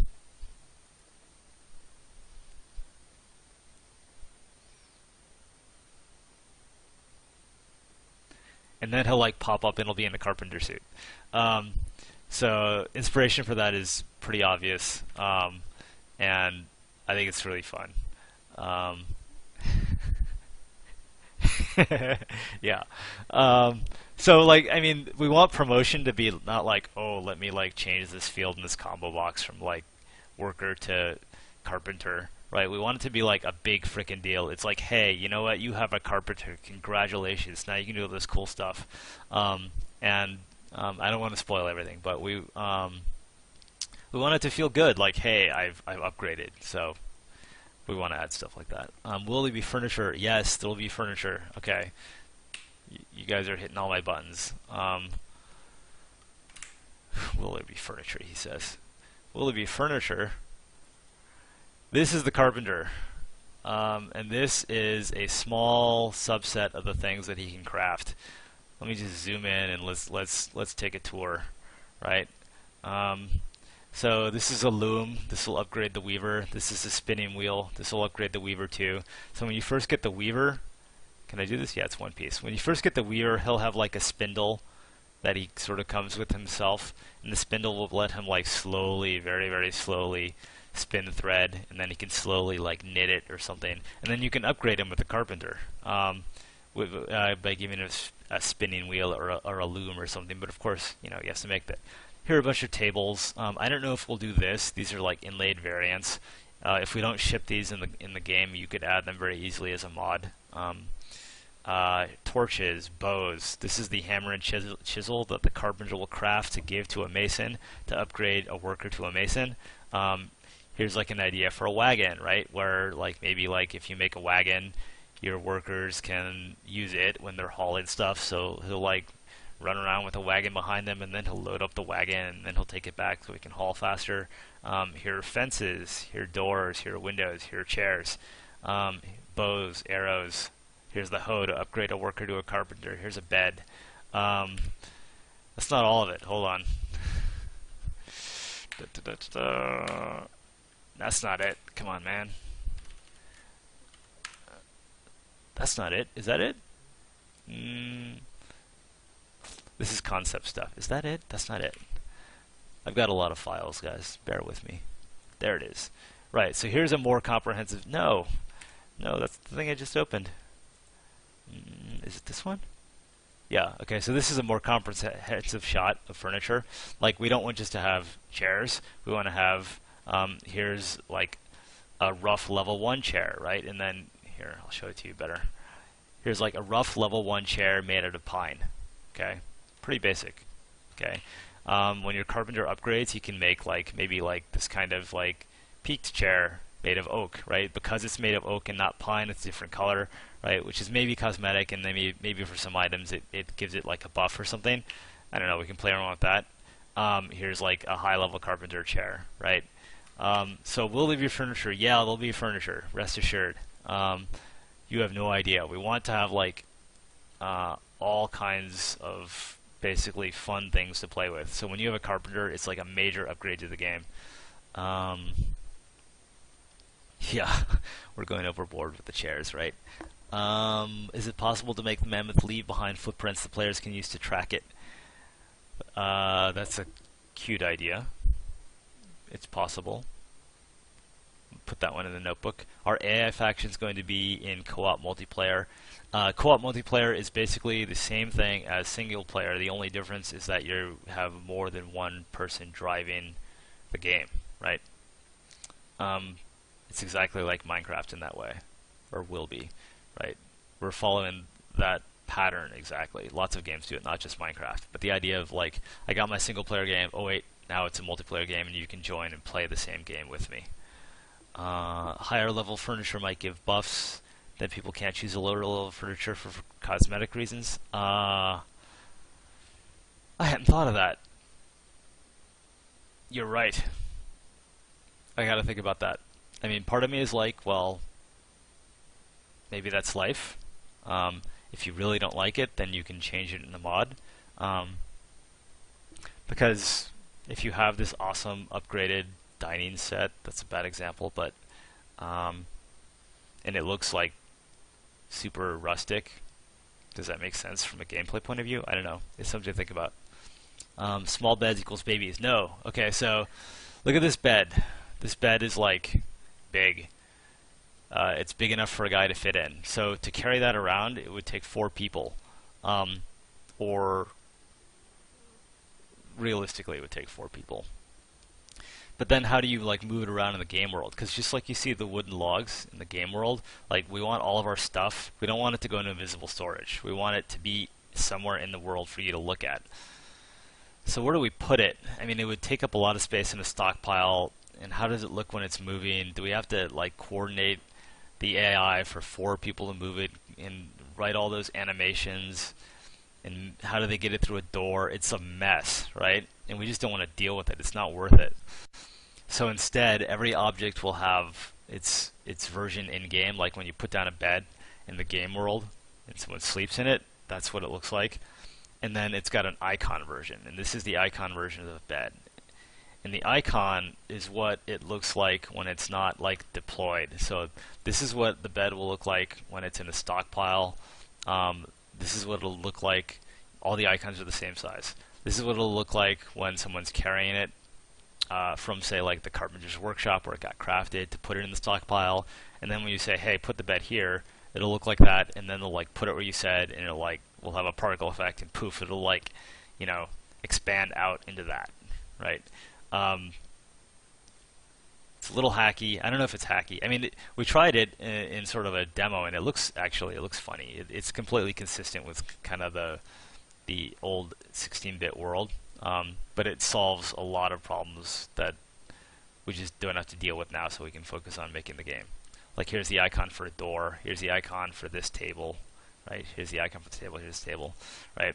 So it simplifies everything. It's like everything fits in one little cube.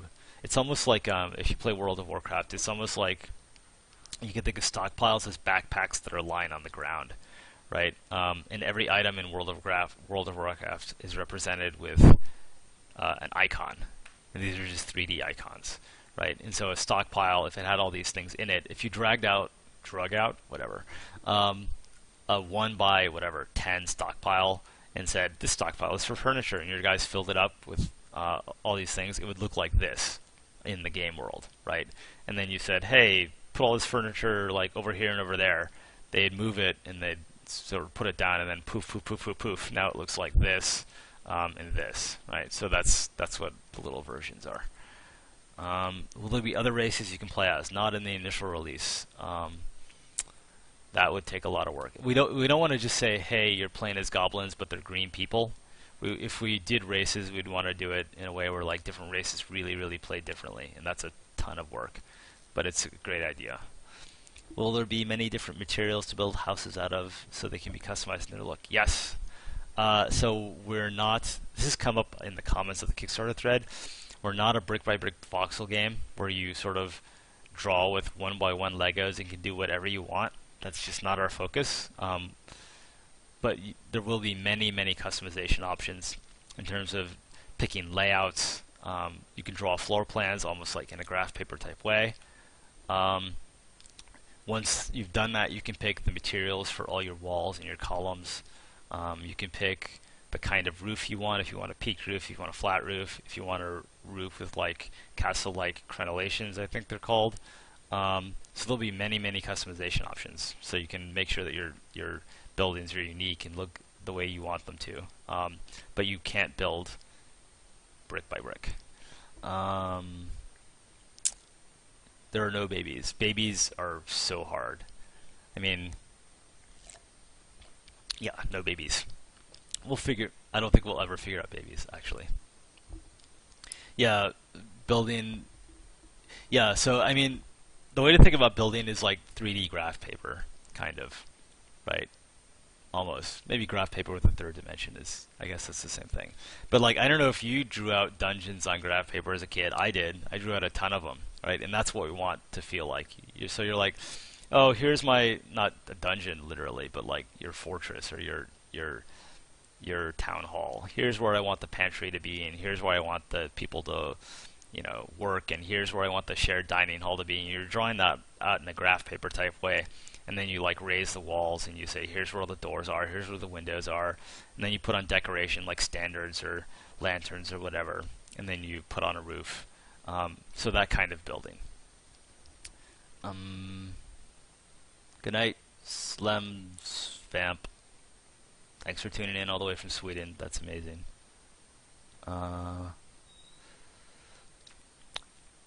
Chase, you've opened Cubicle and you can't export as OBJ. That means you need to buy one of the more advanced versions of Cubicle. I do not recommend, well, whatever, I'm not going to dissuade you, but okay, so let me show you guys, let me go back to animation, the topic of animation for a second. Let's open the dude. Hey dude, here's the dude. This guy has pieces like his torso, okay, like his head, like he's all chopped up, he's all rigged, he's all animated, right? If you want to make a monster like a skeleton or anything that's bipedal and is roughly shaped like the dude, you do not need to touch an animation program because this guy already has tons of animations, okay? You can use Cubicle Constructor eventually to model him. You just have to make sure that you give him a head and you call it head, right? And you give him all the right body parts and you put him in all the right spaces. But that means like if you wanted to like, I don't know, like give him like giant horns coming out of his head or something, or if you wanted like to whatever, give him wings, as long as those wings didn't move, you can just model it in Cubicle and then reference our animations because our animation files only refer to named parts, right? And as long as your parts have the right name, I mean, you're missing a lot of information, but you only need to animate if you want to add unique animations to the game, or if you're adding a new shaped thing. If you are using like if you're thinking of adding like something that has 2 legs, or something that has 4 legs, or something that has 8 legs, or something, or maybe something that has no legs, we probably are going to have something like that, right? And so your best bet is to look at the kind of things we have, at least starting off, and just tweak it, right? And yeah, so don't panic if you're thinking, oh wait, now I have to like go out and learn an expensive 3D program or a difficult to use 3D program or something like that. You really do not have to unless you want to get like deep into modding. And I'm sure some of you are totally into that, and I am glad for it. But it's not a requirement. Co-op multiplayer, is that only if you reach the Kickstarter goal, or could that happen after the game release? And it could happen if we don't hit our goal, but it could not happen. It all depends.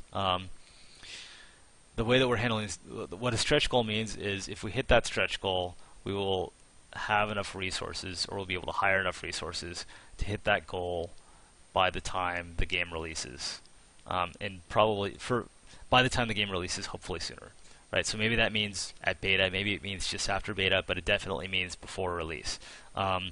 After that, it's kind of like all bets are off. Of course, we would like to do everything, but we can't predict what happens after release. So it's super important to hit the stretch goals. What if I pay you every month? I appreciate your enthusiasm, I10. Is Mac OS supported? Yes, Mac iOS is officially supported.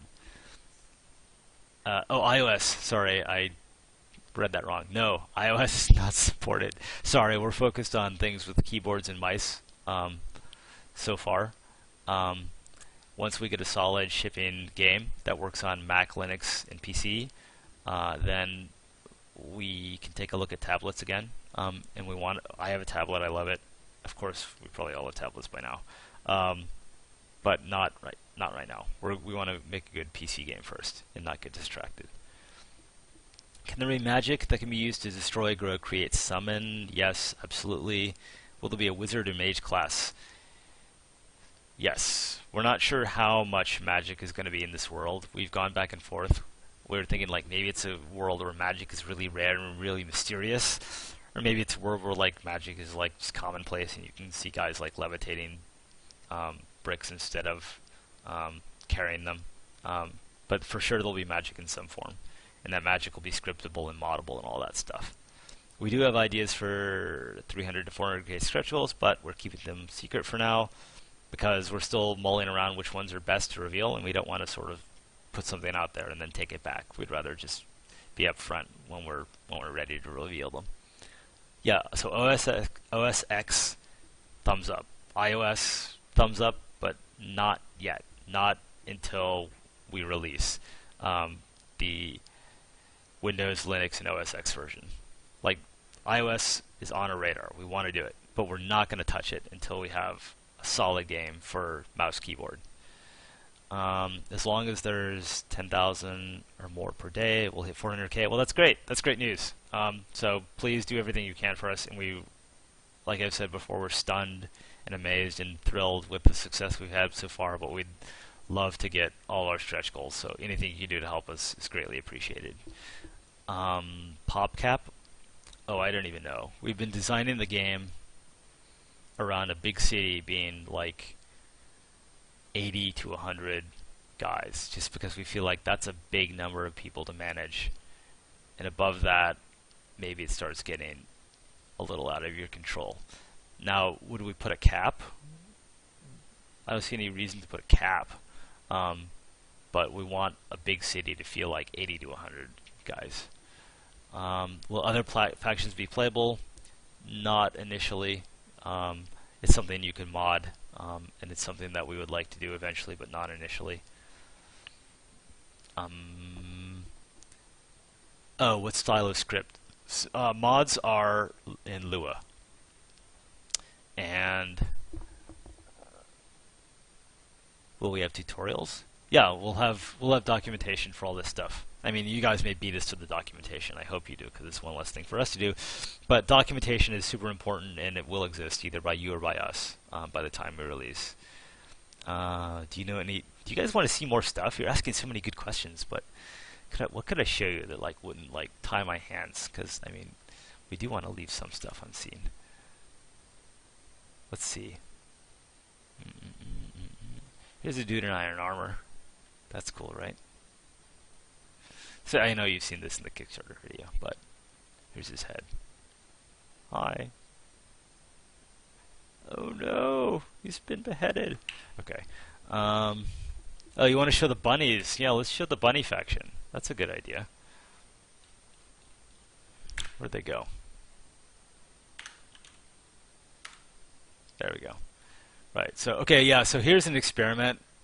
A failed experiment. Hey, look, it's Hamlet. Alright, never mind. This is a failed experiment to make the bunny faction the same size as people, right?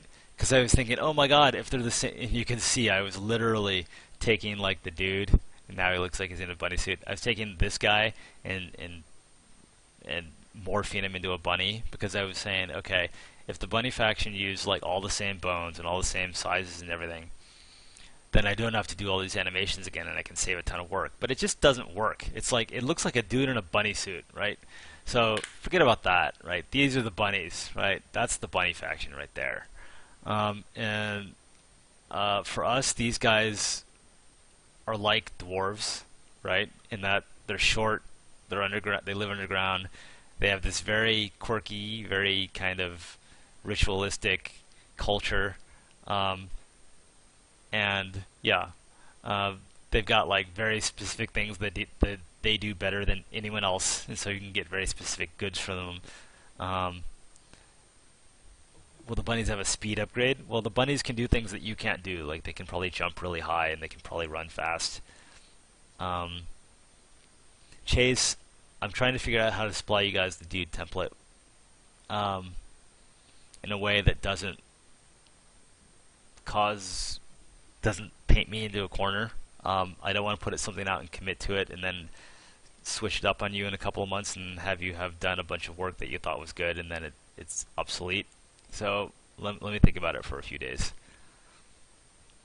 But yeah, back to the bunnies. Here they are. This one kind of bothers me, like the girl bunny, because like the bunnies. How do you make a girl bunny without using like tropes like, hey, look, she's wearing pink, right? And I don't know, I'm not like super satisfied with what I came up with because she's wearing pink. If you change it to green, is it still a girl bunny? Well, maybe it is. Maybe I'm making progress. But I like Googled for like girl bunnies, and it's like, it's pretty bad, man. Like no one else has figured this out either. I think how to make a girl bunny without doing really kind of borderline offensive stuff. Like, let's put lipstick on the bunny. Now she's a girl. Yeah, she's topless. So what? She's got fur. She's fine. Yeah, but I kind of gave her this like sea viper mohawk, and which I think reads girl for some reason, but it reads kind of tough girl. Um, so I like that. And then I don't know what kind of rabbit this is, but like this particular kind of rabbit has a name. Maybe someone Google it. Hairbow. Hairbow. No, hairbow is no bueno, Jonathan. That's just as bad as coloring all her stuff pink. She's a girl because she has a bow. I mean, I gave her like more color in her cheeks, which is like, I don't know. It kind of works. I mean, she reads as girl even though she's wearing green now other than pink, so I think I solved the problem. Give the girls top ears. That's not a bad idea. That's a pretty good idea. I'll try that later. Can I show a little gameplay? I'm going to try like one more time. I have like an old build and I've changed a lot of stuff, so I have like this Frankenstein thing. Alright, you guys are in luck. Let me get this thing in a position where it works. So this is like 100% what happens to be, wow, let's get rid of cubicle. What happens to be on my, oh, I want to see something scary. It's like really scary. Watch. Zombie. Okay. This is just what happens to be on my desktop right now, and it's like this, it's totally hacked up build, but it's like, and you can see we've got issues with like, we need camera controls. And it's pre-alpha quality, so who knows what's going to happen, but you asked for it, so here you go. So here's the world. Here are little settlers. Last week I hacked in black people, so we got black people now. And we'll get more and more variants as the days go on and the weeks go on. It's super simple to add new types of civs to the game, which is what I'm really happy about. The engine's really coming through. In this version of the hacked up game I have, it started off with a couple of stockpiles, and the UI has been hidden, sorry, so I'll just describe what I'm doing. Can you see my cursor? Oh, you can, cool. So, like, if I click on a tree, click, and hit, like, the one action key, which is chop down tree, they're going to chop down the trees, and there they go. And, no, the trees will not disappear in the real game. We're going to have awesome particle tree explosions where, like, you know, it'll, like, go down, and there'll be particle dust, and the leaves will fall down. It's going to be awesome. But let me just chop down a bunch of trees so I can talk while they're doing something, right? This kind of behavior is like kind of crap, and we'll fix that. Where like all of them go for one tree. That's silly. I told them to chop down 4. So, but all that stuff is like little sort of polished stuff that we know we can fix, and so we're not doing it yet. What we're doing is we're focusing on big, hard problems, like, you know, like the gang scheduler for building, which we solved and is now awesome. And we're moving on to getting crafting to the next level, which is what I was talking about before, where like I don't want to put out something and then like have people think that we think this kind of behavior is okay, or everyone stacks on the same square, because obviously to me we don't. So we want to put a little bit more time into polish before we unleash it onto the internets. And maybe I'm being paranoid, but you know, we sort of toiled away for 18 months in obscurity, and it would be, I think, a shame to give the wrong impression because we didn't want to spend a few weeks on polish. But yeah, these guys are like dragging out or putting wood in stockpiles, and I can like make a new stockpile like that by dragging. We're missing a little bit of feedback, right? So I'm dragging out another one. And now they'll just go there, right? So whoopee, we have AI. Here, chop down that. And you can see that, well, you guys have seen this. I should answer a question, sorry. Population increases. There are no babies. We want to have populations, we want you to be able to get new workers in a way that very obviously corresponds to your food supply. Like, here, let me build a house, and then I can answer your question so you can watch it do something interesting. So, like, I can say, this is not the way building will work. I want to repeat, this is not the way building will work. Right now, it works by dragging out a house. That is kind of crappy, because it doesn't feel like you're building anything. So there will be a more like build-like progression, like you see in our prototype video, only better. But we have to get the game to that point. So okay, now you can watch it building the floor. So real-time strategy games, forget it. StarCraft 2 has this awesome dynamic where at any one moment you have to choose, do I build another worker, right? And building another worker is always the right long-term decision, almost always the right long-term decision. So it's like, can I get away with building another worker, right? So we want you to have the same feeling in Stonehearth, where it's like there are really clear points, or really clear rules for when you can get a new guy. Getting a new guy is a big deal because it means you have another worker, so you can build things faster, you can haul things faster. And so we want something that feels like you use food to buy a worker. But that's kind of silly. It makes no sense. But we want it to have that feel. We have to figure out what the exact right mechanic is. But we want you to have this instant trade-off between, do I get more food so I can have more guys faster, so I can do stuff faster? But if I do that, what am I giving up? I'm definitely giving up like defenses. I'm giving up early tech, so maybe I can't like mine until later in the game. We want those like really hard kind of trade-offs where it's like, you know, I'm gonna take a risk and I'm gonna get more guys, and then the goblins come and everybody's dead. You're like, oh, that was like horrible, but it was so much fun. Let's go again.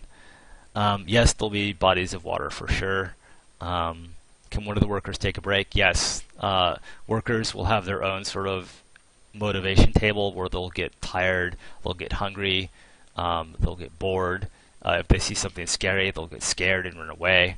All that stuff, the engine is in place and we've tested it. Like if I had the ability to debug, put a goblin right here, like all these guys would run away. They would stop building the house and they'd get the heck out of there. It's just a matter of getting the content in place. And it's actually really cool. And I'm looking forward to when we can show you guys that stuff in action. I mentioned naming and customizing was easy. How about custom names for villagers visible above their heads? Oh, yeah, that's a good idea. That's a good idea for a toggle. How many different types of resources are you aiming for? We're aiming for, I don't know, that's a good question. Maybe like a handful of each, right? Like you can see right now for trees, we've got like 3 different variants. There's this one, and this one. Although these are kind of the palette swaps of the same one, right? So we want like to have, we don't want to have variety for variety's sake. We want like, when things are different, we want there to be either a gameplay or an aesthetic reason for it. So you can imagine like there's the brown wood and the yellow wood and like a cherry reddish color wood, maybe one other color wood or something. And sometimes this wood versus that wood will give you this buff versus that buff. So like a handful, 3 to 5 or 3 to 8 or something seems like the right number. If we're wrong, then you guys will tell us and you're monitoring yourselves and we'll fix it. Show the facial animation stuff. You're killing me. Alright. You guys are going to have to watch them build this house or something. And they might get stuck because it's an alpha. Hopefully they won't. While I go find the facial animation stuff for Tony. Maybe I could do like find face. That might not work.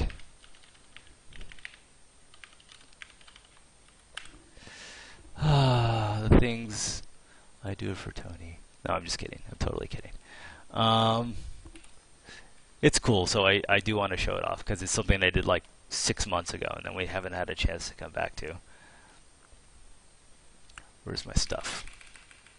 Is it in here? No, it's not. Someone ask a question. Water animations. I don't know. Sort of looks like The Sims. Please don't say that. Different resources, different kinds of wood. Yes, you can see here's a tree. Here's another kind of tree. Well, there'll be naval, not in the first release. We'll have water, but we're not going to have ships and naval stuff in the first release. Did you expect that much backing when we launched Kickstarter? No, we had no idea what to expect.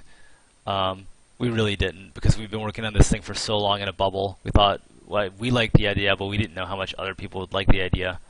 So we were like a little bit stunned in a great way by the response, and we're super excited by the response and really energized to do a great job for you guys. Okay, told you it was an alpha. Right, but okay, you got some gameplay. Yay. So you can see like it's alive, it's real, and it's very real because it crashes. Yeah, they run up backwards sometimes, and we want to have like climbing alpha or climbing animations and ladders and things like that. Fisherman job is a great idea. Mm-mm-mm-mm. Sorry, I'm doing like two things at once. I'm trying to find your here. Look at her, she's cute. No, that's not cute. Here, hi.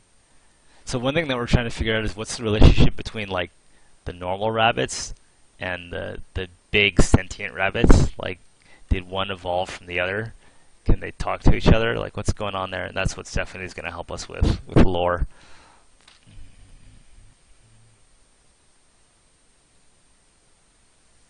All right, I'm going to have to do a Windows find, even though I don't trust Windows find at all. Wow, did that just work? No, it didn't work.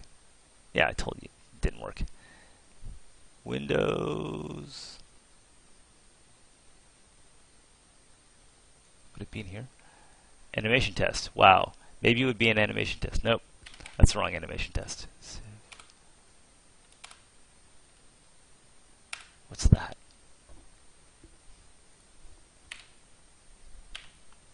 Is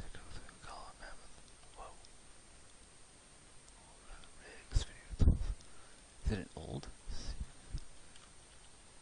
Oh, I think I found it. I think I found it. I did find it. What's this thing? Oh, that's a sword Stephanie made for us a long time ago. Before she decided that she was gonna like actually work for us. Okay. I think I found it. This is gonna be epic. It's really not that epic, but it's worth showing because it explains the black windows in everyone's face.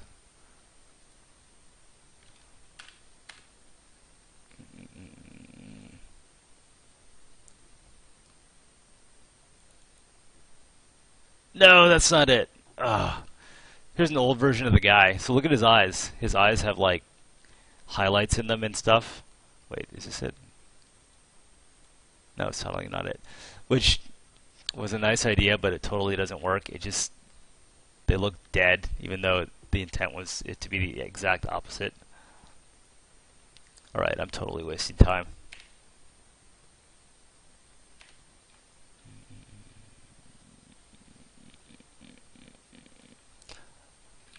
Oh, wait.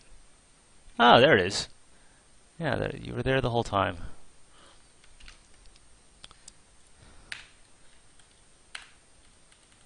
Boom.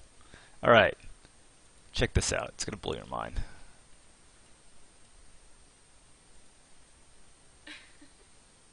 Alright, that was the wrong one to show you. That's not mind-blowing. Alright, how about this one?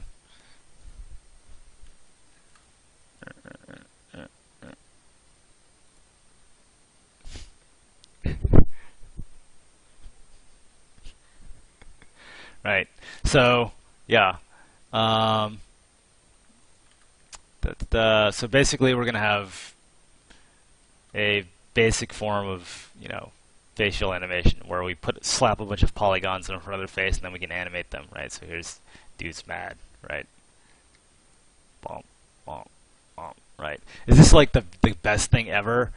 No, but we just kind of want you guys to know that like we want your dudes to be expressive. Oh, he's sleepy, right? That's what that one is. And that includes like not having two giant like holes in your head, the black windowless holes, right? So like remember the animation where dudes were carrying stuff? Yeah, it is more sad than sleepy, right? They'll like do this sort of strained face, right? So when they're carrying stuff, they won't have. They'll look like this, right? Or when they're running away, like scared, with their hands above their heads, they'll have this face on, like, what's going on? And then here's like, this is, I don't know how this is gonna work, but this is like a surprise, right? Right? Maybe that's too extreme, but whatever. Flow face. Hey, you know what? That's a good idea. We'll do a flow face. Yeah, see, you guys get it. I knew someone would get it. All right, that's terrific. Yes, there'll be day and night cycles. For sure, there'll be day and night cycles. Okay, so I'm glad I finally found those and we could explain that. Yeah, and here are the rabbits again. Seasons are tougher. We can. Wow. Please tell me you'll hire an animator. Wow, that's really cold, man. You're hurting me. We'd like to do seasons. We need to figure out the right way to do it. Titan? Oh, show a Titan. No, we only have one Titan designed. I can show him to you. But you've already seen him, and he's much less impressive when he's not moving around. Here, I'll show him to you in Max, because he's really not impressive in Cubicle. Is he around here? Oh man, let's see if I can find him. Relative sizes of things? Like how you can scale stuff up?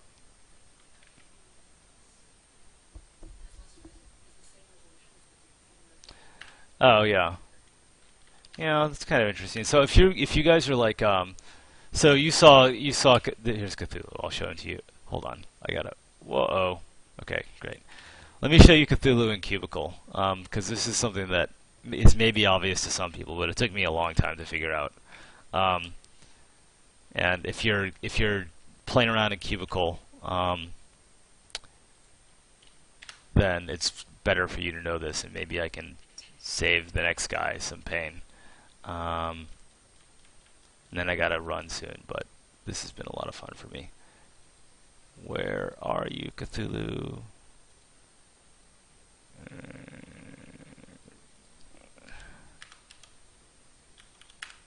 There he is. Okay, so here, let me. Hmm? Yeah, totally. All right, so let's copy dude and let's go back to Cthulhu. Now watch this. You saw how Cthulhu was, how big he was in the video, right? There's a dude. Yes, that's exactly the point, Quingo. That is exactly the point. The size of things in game has nothing to do with the size of the voxels. Because in order to get like the right feel, the right 16-bit feel, you need the right voxel density. And just through trial and error, I've found that this is about the right voxel density for, at least for Stonehearth, right? Like when I was modeling, I was originally trying to do everything in the same scale. So like a voxel was always like 3 inches by 3 inches or something, right? And stuff just looked like, if you go, first of all, if you don't have enough voxels, then you don't have enough room, you don't have enough resolution to express detail, right? But if you have too many voxels, then it stops looking like 8-bit or 16-bit, and it starts looking like just like bad JPEGs or something, right? So, I mean, my rule of thumb has been to model at the smallest possible resolution that gets me the detail that I need, and then I've almost never had to add resolution after that, and I feel that that gets you that sort of 16-bit look. And he looks kind of like, I don't know, he looks like a plumber to me, like a wet plumber when he's not animated, which is, I guess, another object lesson, which is you sort of have to keep your vision in your head and realize that when you're modeling in voxels, you're not going to be able to express all your detail until it gets animated. Because watch, I'll like, oh wait, so that's just him. Let me pop an animation. So here's his walk animation, right? Right. So now he's like, now he's kind of badass, right? He looks he looks way better than he did in Cubicle because his tentacles have some swag to him, right? And he's like, he's all posed, right? So here, this is just a straight up walk animation, right? Boom. Yeah. He's got the wings in the back. He's badass. And then I'll show his roar. So this is him like, I kind of screwed up, and this roar should not start with him in his idle pose, or in his sort of bizarre version of a T pose, even though there's no T. A T pose is sort of the, like, you'll see like a lot of models, they're posed like that, right? Because sorry, Stephanie, because that's the easiest pose for you to lay out the bones in the right way, so this mesh will morph the right way when you move the bones. So that's what a T-pose means. Our T-poses aren't T's. But this is like horrible. It shouldn't be part of the animation. It's a bug. The animation should start like maybe like here, where he's like in kind of like a meaningful pose. But you know, here's his roar, and I'll just do it like super slow-mo so you can like see like he gets down. And he's like, oh, what's going on here? And then he like stomps and roars, right? And then the tentacles are flying. And all this is hand animated. It didn't take that long. And I'm a self-taught animator, so if I can do it, you can do it. Let's just play it at full speed. Right, there he goes. And then roar. Yeah, you're in trouble now. You're in trouble now. I did not punch Stephanie, but I came very close. Here, let's pick a good frame. There's Cthulhu. He's red because I didn't want to make him green. Because the forest is green and the grass was green, and you just wouldn't be able to see him. I don't know if siege weapons are a stretch goal. They're pretty core, right? I mean, we may just put them in. There's all kinds of stuff that you guys have seen today, and there's more that you don't know about that's going into the game. I mean, that you don't know about on Kickstarter. So the idea is the core game is like a strong fantasy simulation game. So siege weapons are a part of that. I think. I can't commit to them, but it seems pretty central. It's the kind of thing we want to add, along with all kinds of stuff. The water reflect in the test renders may not make it. That's one of the things that Tony tells me might be too expensive. That and the ambient occlusion on the test renders is really good. That's kind of the subtle shading on the sides of all the voxels. Our ambient occlusion may not be that good, but other than that, we want to hit those test renders like money, other than the water reflections and ambient occlusion. Yeah, I know.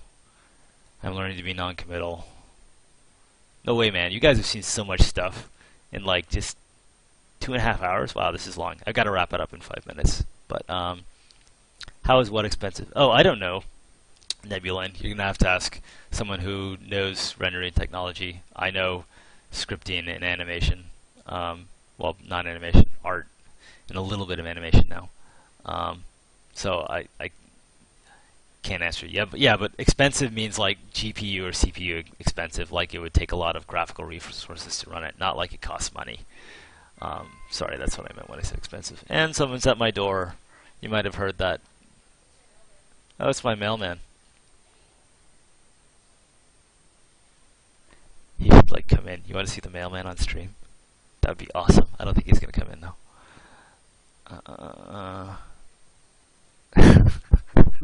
Will there be texture packs? You know what? We don't have any textures. There are 0 textures in the game. Everything is a colored voxel. And we probably will release asset packs.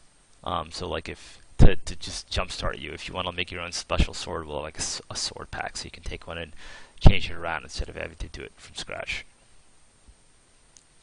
We'll have some form of, I think we'll have some form of chat for narrative-based, like a caravan guy comes. The question is, will there be voice acting or will there be chat bubbles? Oh, what will voice acting be, or will there be chat bubbles? We will not have voice acting. We don't have the budget for that.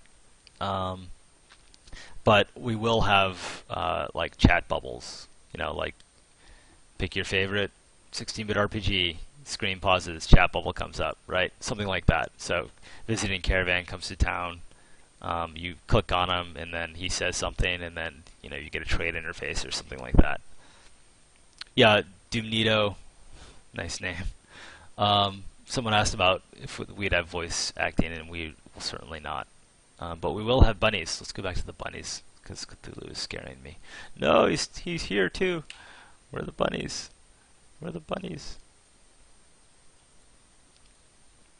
There. Okay, I feel better.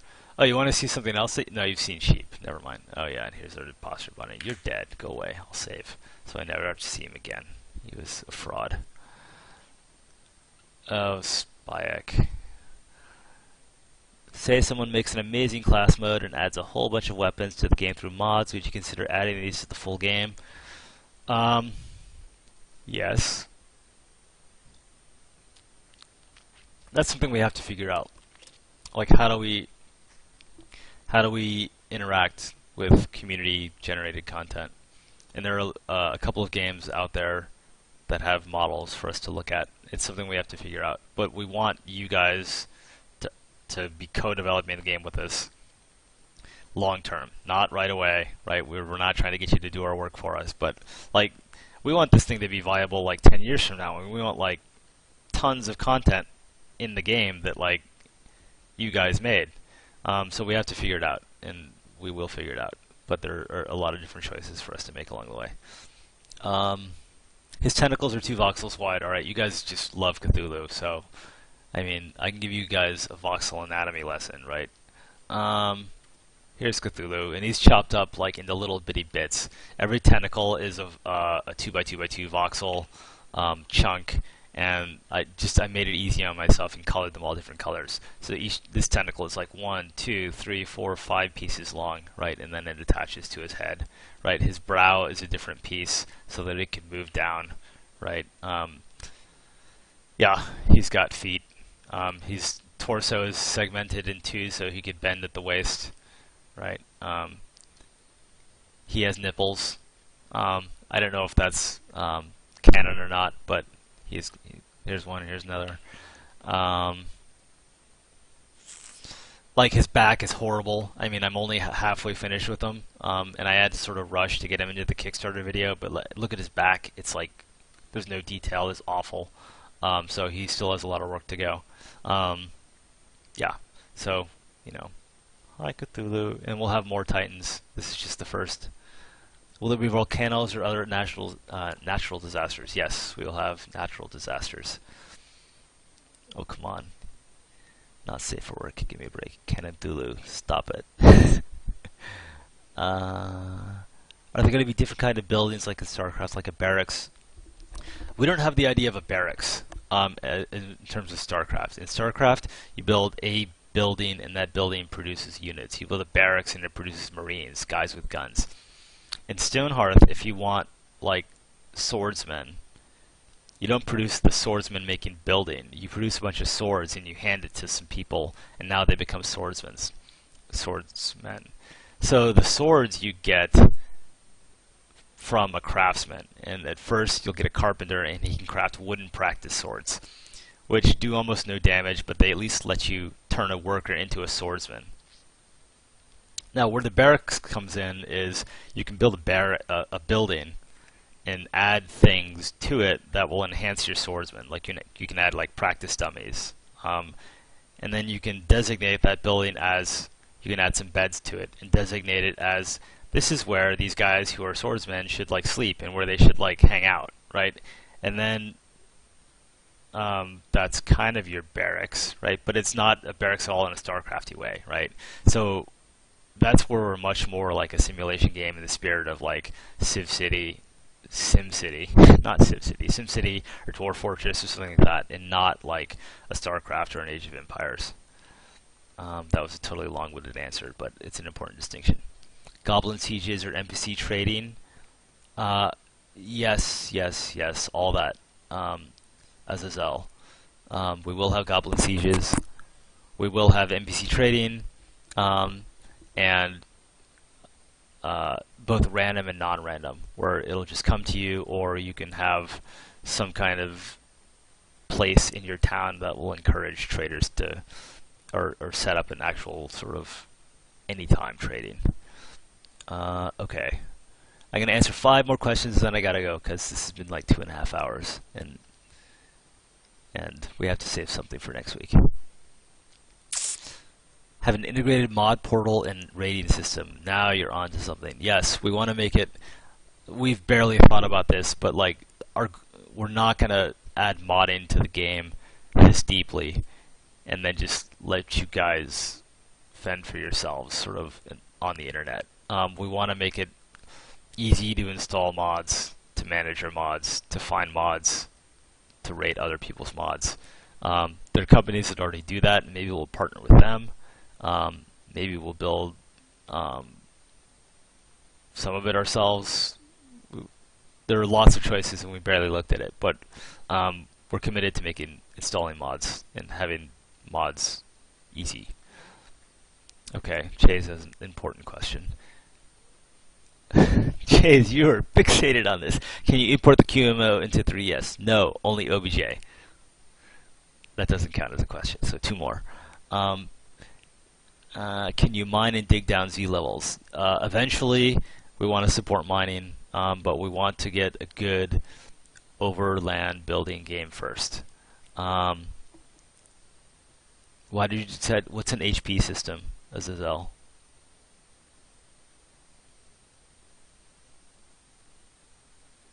Waiting up on an answer from Azazel. Health points, huh? Why did you decide to go with the health point system unlike health point? Health point for what? I'm confused. Where they go off of bones and muscles? Oh my god, are you kidding?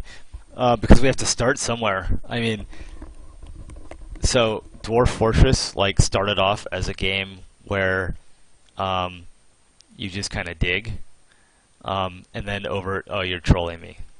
Okay, I got trolled. But look, Dwarf Fortress is like the pinnacle of human existence, basically, when it comes to this genre.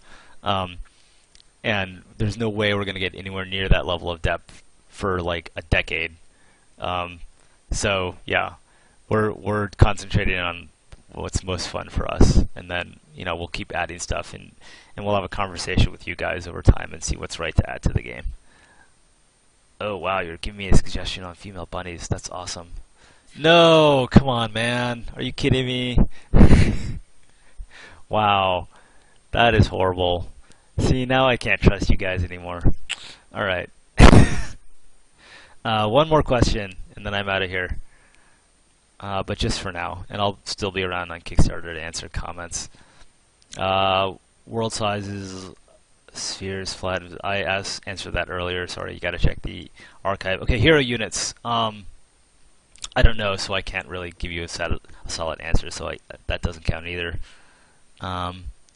Will people starve to death? Do they need water? Yes. So yes. So I guess we're okay. So first, let me say that there's going to be a mode where the world is a safe and happy place, and nothing will ever happen to you. And if you just want to like build and have fun, you can do that. There will be that mode. That said, if you are not playing in that mode, survival is a very real component to the game. So that means that if you do not plan ahead and get some food, you guys are going to starve to death. If you don't have a reliable source of water, not just like water, but like clean water, you guys are going to die from of thirst or of disease, right? So survival is a big deal, right? We want right up front there to be a choice about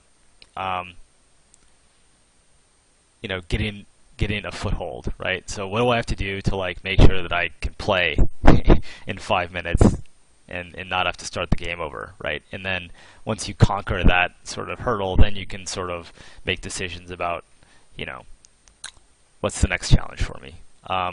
Okay, guys, that is it. I hope you enjoyed it. I had a lot of fun, at least. Thanks everyone for joining our first ever development stream, and thank you for backing us. I've been saying like earlier, we're like shocked and stunned by all the support, and we've gone like from a mode where we're like, oh my god, I hope people like this thing, to like now like super jazzed and ready to like light the world on fire. So that's all because you guys backed us, and we hope you'll like continue to help us reach our stretch goals, because we want to achieve every one of them, and we believe in all of them. That's why we put them on the list in the first place. So tell your friends. Don't be annoying, because they're not going to back if they're annoyed at you. But tell your friends on Twitter and on Facebook and in person, and tell them to their friends. And stay engaged with us on the comments and on our dev blogs, Stonehearth.net. And our plan is for me to finish this animation and make it look good, and then for Tony to pick up where I left off and actually put the Mammoth in the game. Batank, send a resume. Um, okay, but yeah, that's it for now because I am tired. Thanks so much. Let's hit all the stretch goals. Bye. How do I stop this thing? I'm still a scrub on XSplit. Is it this? What does this button do?